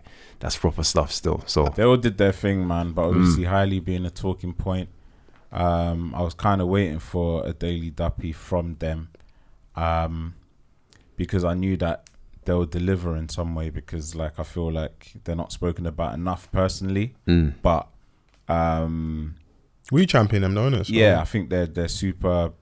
They're making really good music, and I hope they continue, because like when it's all said and done, we're gonna look back and see what they've done, and the type of music that they make is always gonna stand the test of time for me, because it's music that makes you feel good, innit? And they all do it well, and they're super talented individually as well as collectively. So and it's great to see how it's manifested into this. You know, now that they're at Western Season Volume 3. Louis got a cold line. He said something about either there's no skeletons in my closet, so I use my real name. Like it's got Yeah. Yeah. I can use my real name, innit? Yeah. You man over there, younger shanker man. I am who I say I am, innit? I like it. Those are little things that my ears perk up. Like, yeah, I hear you. Like if there was ever any doubt, you're who you say you are, innit? Yeah, I hear you. So, but yeah, is there anything, any singles, any music you're listening to at the minute, H? That's like you wanna. I wanna play some stuff for you because I'm just sending it to Vans now, innit? Nothing. And, these are all independent people, so you can run the whole recently, thing. That's. No, there was a song that I heard the other day. I can't remember the details of it. I'll try to look at my phone real quick. Yeah. But I haven't heard any new projects or anything like that. You know me, I'm always suggesting, innit? So yeah. Shah Simone's got a really good fire in the booth. Yeah. Really good fire in the booth. I like her though. For my first heard that, I kind of liked her still. Yeah, we played the music earlier. It was one episode, I think 1 week. I don't know if Vans was Vans were off. It was 1 week where Alex Bass sat with me. I think you sat as well for a bit. And we played some stuff from her. This one only she had maybe like a couple songs out. And she has an EP out as well in a minute, so and she's spitting as well. Yeah. I like a certain style and like I like that husky deep tone. Like if you're a part of the if you're a real off the cuff alumni, you remember when we had Reese Sewa on and she's got the husky voice. Yeah. The man them really appreciated certain man said they didn't watch YouTube, they just listened to really take in that episode because there's certain voices, bro. Like when you hear that huskiness, that richness, yeah, bro, we'll do something to you, innit? So yeah, there's certain rappers that like my ears just perk up to, innit? So but before Vans plays, I don't know if there's anyone else that I'm listening to. Flo dropped something as well, the girl group. Yeah, I didn't listen to it, but it's cool. I think it's called Not My Job. So yeah, that. And we had I see some interesting comments about our thoughts when with the GRM, I think the Rated Awards nominations, and we had the conversation about them in it. So I've looked online a bit deeper. They've got a fan base. Yeah, they got a really people really rock them in a minute. So from the fan pages to that wasn't my dispute. No, I'm not saying. I'm just saying like looking a bit deep into them in it, just like in regards to maybe where they are or how I viewed them or just the conversation we had. Because I didn't want it to get like misconstrued or misinterpret what we were saying. It was coming from a place of more like I didn't want it to hurt them more than help them in it. You know, sometimes people get like best newcomer or new artist or best this, but you're really early. It's nice to have, but let them kind of develop type of thing. I think that was, if I'm right, was that the conversation we're having, man? It was more of that. So I'm assuming you lot spoke on Storms already. Yeah, we spoke about it. But what did you think about the video? The video? Yeah. You done what you done, innit? Okay, talk about the song. And it was Vans that showed me that he even dropped in it because he was out in it. After so, he told me as well. I was like, bro, watch this. I was like, listen, I need to watch this on the way home. But my stance is I'm very happy for what he done, and I say that because I was wondering how Storms could generate interest again. Yeah, we can't get the big choir again. We've done that. Do you know what I mean? As someone, because he's in a space that hasn't been occupied yet. Yeah. So there's breaking new grounds, but also it's very hard to remain interesting without being repetitive. And also, people don't want to talk about it. Dave's on your neck. That's your boy, but Dave is on your neck.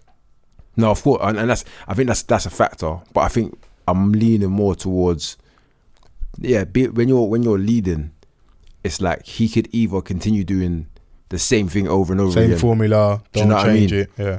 But the fact that he's somewhat pushing the boat, just as in doing something so bold after what seemingly has been an absence. The world tour though, isn't it? So remember we had to take a break because of COVID and got back to the world tour. Yeah. You know. So I think that's banging because now I'm very interested in what he's going to do next because I don't know, everything he's done so far I've kind of seen. Do you see what I'm saying? Okay.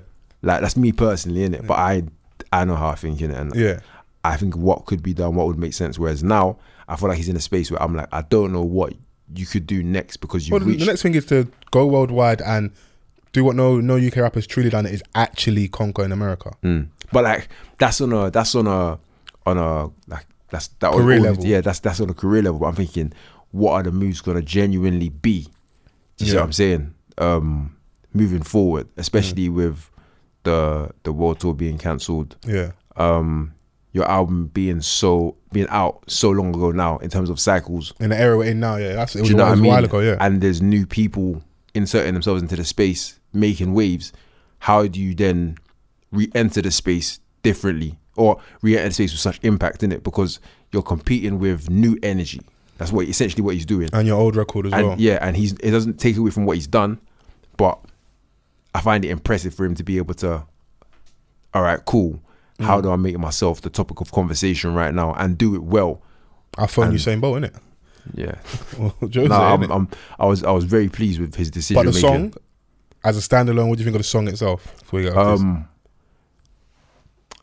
I haven't listened to it by itself, and I haven't listened to it audio alone, innit? Fair. So I can't say, but I took it all in as one because I saw it with the video, innit? Yeah. And he was rapping, innit? Yeah. Like, he was actually just rapping, and the fact that he's just rapped for 10 minutes. Yeah. 10 minutes? 7 minutes on the song, 10 minutes in the video. But yeah. But the fact that he's just done that, I think is a statement enough. I'm a man that loves the art of it all, innit? Don't make me laugh though. If we get the album and it's hardly any rapping, it's basically, here you go. Nah, he might firm that. He might have pulled that one, but then nonetheless, you still, do you get me? You play firm this choir. Yeah, man. He's here to play the game at a higher level, innit? Yeah. That's what he's here to do, innit? And break new grounds every time he does so. Yeah. So I respect him for that, and for him to enter it with, by the way, because think about it, the last thing everyone's been saying, that he doesn't make music for us no more. People saying that he's not a spitter, he's not, all of these things, and he's re-entered with the one thing that people would say that isn't going to get you the attention. Do you see what I'm saying? I'm saying it was for him, it was a statement. Yeah, and done very well. We had a conversation about like possible chart position, and then would that make us look at the song differently as well if it doesn't do what someone of his level would expect, which would be top 10, top 5, number 1. Do you know? I think it's like I was saying. I think it's a win-win. Maybe top 20 is what he's looking at currently. It may jump higher. I think it's a win-win. I think if it doesn't do the numbers, and I think this is why I think it's a brilliant play. If it doesn't do the numbers that people would expect for Stormzy's comeback, they can lean on the fact, well, it's just a 10-minute rap song. Do you get me? So it's a foolproof plan. Yeah, do you see what I'm saying? Okay. And if it does damage, it's like, bro, he done that with a 10-minute rap song. Do you see what I'm saying? So breaking new ground, I'm the guy in it. You see what I'm saying? So I think it's just brilliant. Yeah. Like as a play, I think it's brilliant. Like that's the because if you came to me and said, yeah, I'm releasing this song, Fols, as my next single, Fols wouldn't and do it's 7 minutes. Fols put me in a headlock. I'm like, brother, can we chop that into 2-3 minutes and a 1 minute that's possibly add-on for? Depending on the artist, bruv. Like, people's songs are 2 minutes nowadays, bruv. Yeah, we were saying earlier. Yeah. 2 minutes, isn't it? So like, like I said, he's at a position where he can do what he wants. So this could very much be the intro of his album, but it's probably going to be the last song as a bonus. You think so? I'm actually invested in what he does now. I'd love to see if you lot are right, because this sounds spot on right now. No, I think the play is brilliant. I'm very invested in what he's gonna do next, because I can't see what he's gonna do next. I can't see, because he knows what he's battling against. He's battling all the things I mentioned before, like plus himself, like I think one of you lot mentioned. It's like, well, he says in the rap as well, he wants to be the first Don to get a Grammy from our space, innit? So I'll take that, but I get what he's going for. Yeah. Do you see what I'm saying? I need to break off from you niggas, bro. Give me some. Yeah. Can I have some distance from you, man? Like my thing's separate, bro. No, he's got. I think it's an exciting time for him. I think he's made it exciting. Yeah. Do you know what I mean? Because and he's done so many power plays now that everyone's just looking forward to what he does next. Yeah. I want the music to hit though. Like I still want that. I don't want it to be all the other stuff around it. That's still my center, my focus though. No, definitely I want the music to hit, but it's like I do respect everything that comes with it, because ultimately you're a superstar. Do you see what I'm saying? So I don't want you to have a banging song where everything else falls short. Because bro, he had the world tour. He did those dates that people don't do, like the Africa and stuff. Like that's really the guy. Do you know what I mean? Yeah. So you've got, and he's a beacon for a lot of things. Do you know what I mean? So.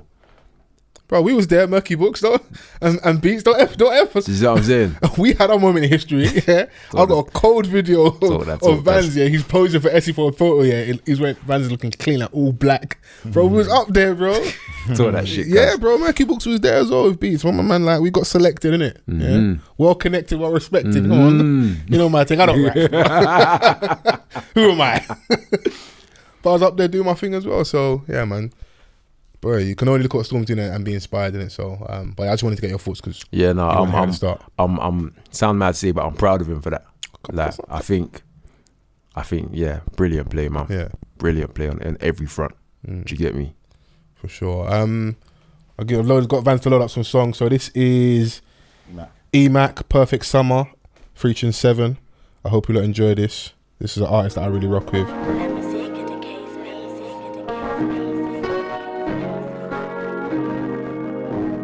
Now that we're done, you ain't the one who's gonna let me down.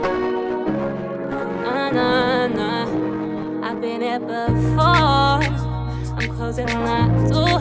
There ain't no second chances. That train's departed. Oh my, oh my, oh my. You're hurting me, I can't deny. Oh my, oh my, oh my. Oh, how these tables keep on turning. Let me down, it's okay. I guess you swore you would never stay. Why did I make these mistakes? Nah. You feel just like the summer, the perfect summer. Now it's raining in the thunder, and I'm burning under. I'd lose if I could see you. You left me drowning.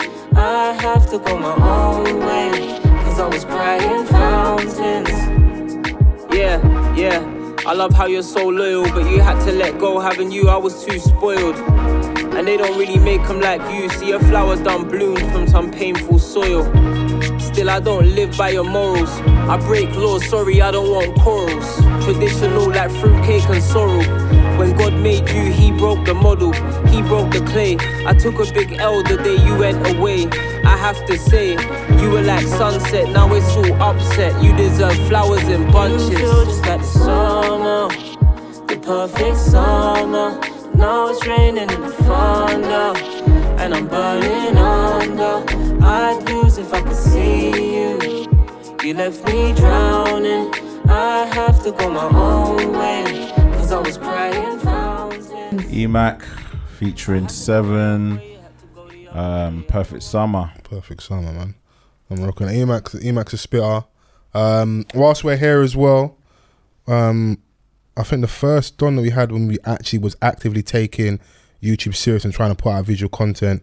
So shouts out to the boy TED Ness. He has a live show at Amazing Grace in London Bridge. And I think it's the 20th of November. Let me find this date quickly just so I'm correct. November 8th, sorry. Amazing Grace, SE1 9RY from 7 p.m. Tickets are available on tedness.co.uk. So if you're a fan of TEDNS like I am, please go down there, show the boy some love. Someone I rate very highly. 10 plus mixtape, 10 plus projects. He's really, really rapping. So yeah, link is in his bio. Go to the website. Actually, I think they're on Dice as well. So I'm sure I'll see some of our pod listeners down there as well. So yeah, shouts out to TEDNS.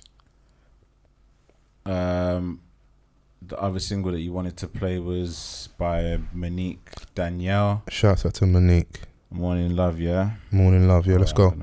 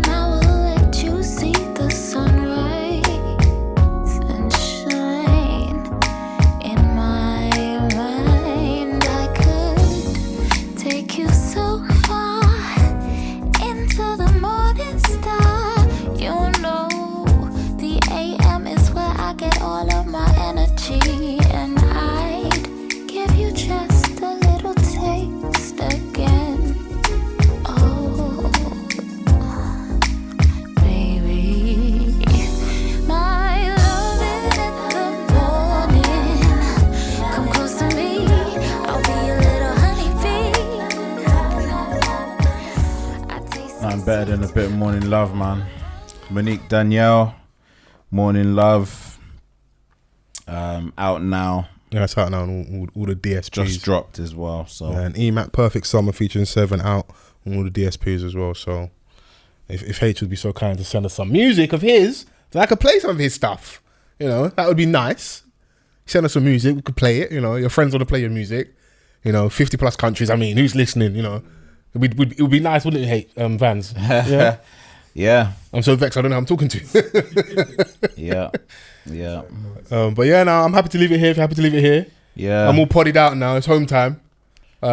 Big shouts out before we go to Tony Supreme. Yeah. Happy belated birthday as well. Thank you for having us. Soul Surge, wonderful event. A lot of lovely faces. 50th anniversary, man. 50th anniversary as well. Amazing platform. So congratulations. Yeah, to you, congratulations to you. Happy, Earth strong, and yeah, more grease to your elbow, as my mum would say in that. So you're doing your thing. Also, happy birthday, Essie. Shouts to Essie. Come on. Off the cuff worldwide, baby. There we go. First lady of Off the Cuff. Yeah, man. Fire out with Chrissy, man. There's nothing to fight. There's nothing to fight about. Hey, don't talk spicy because Chrissy ain't here. I've said it. I'm starting pod wars, man. I'm just being silly, man. You guys know what to do, man. Use the hashtag, which is OffTheCuffPod. Get involved in the conversation. Yeah. Where this is available to listen to on SoundCloud, Spotify, Apple Podcasts, Acast as well. What am I missing? Amazon Music. Yeah. A whole host of digital streaming platforms. So just search it, man. You'll find it. You'll find us, man. We'll come up on the algorithm. You know, so yeah, man. I'm happy to leave it here. Yeah. Hope you're having a blessed week. Stay safe, and we'll see you next week. Peace.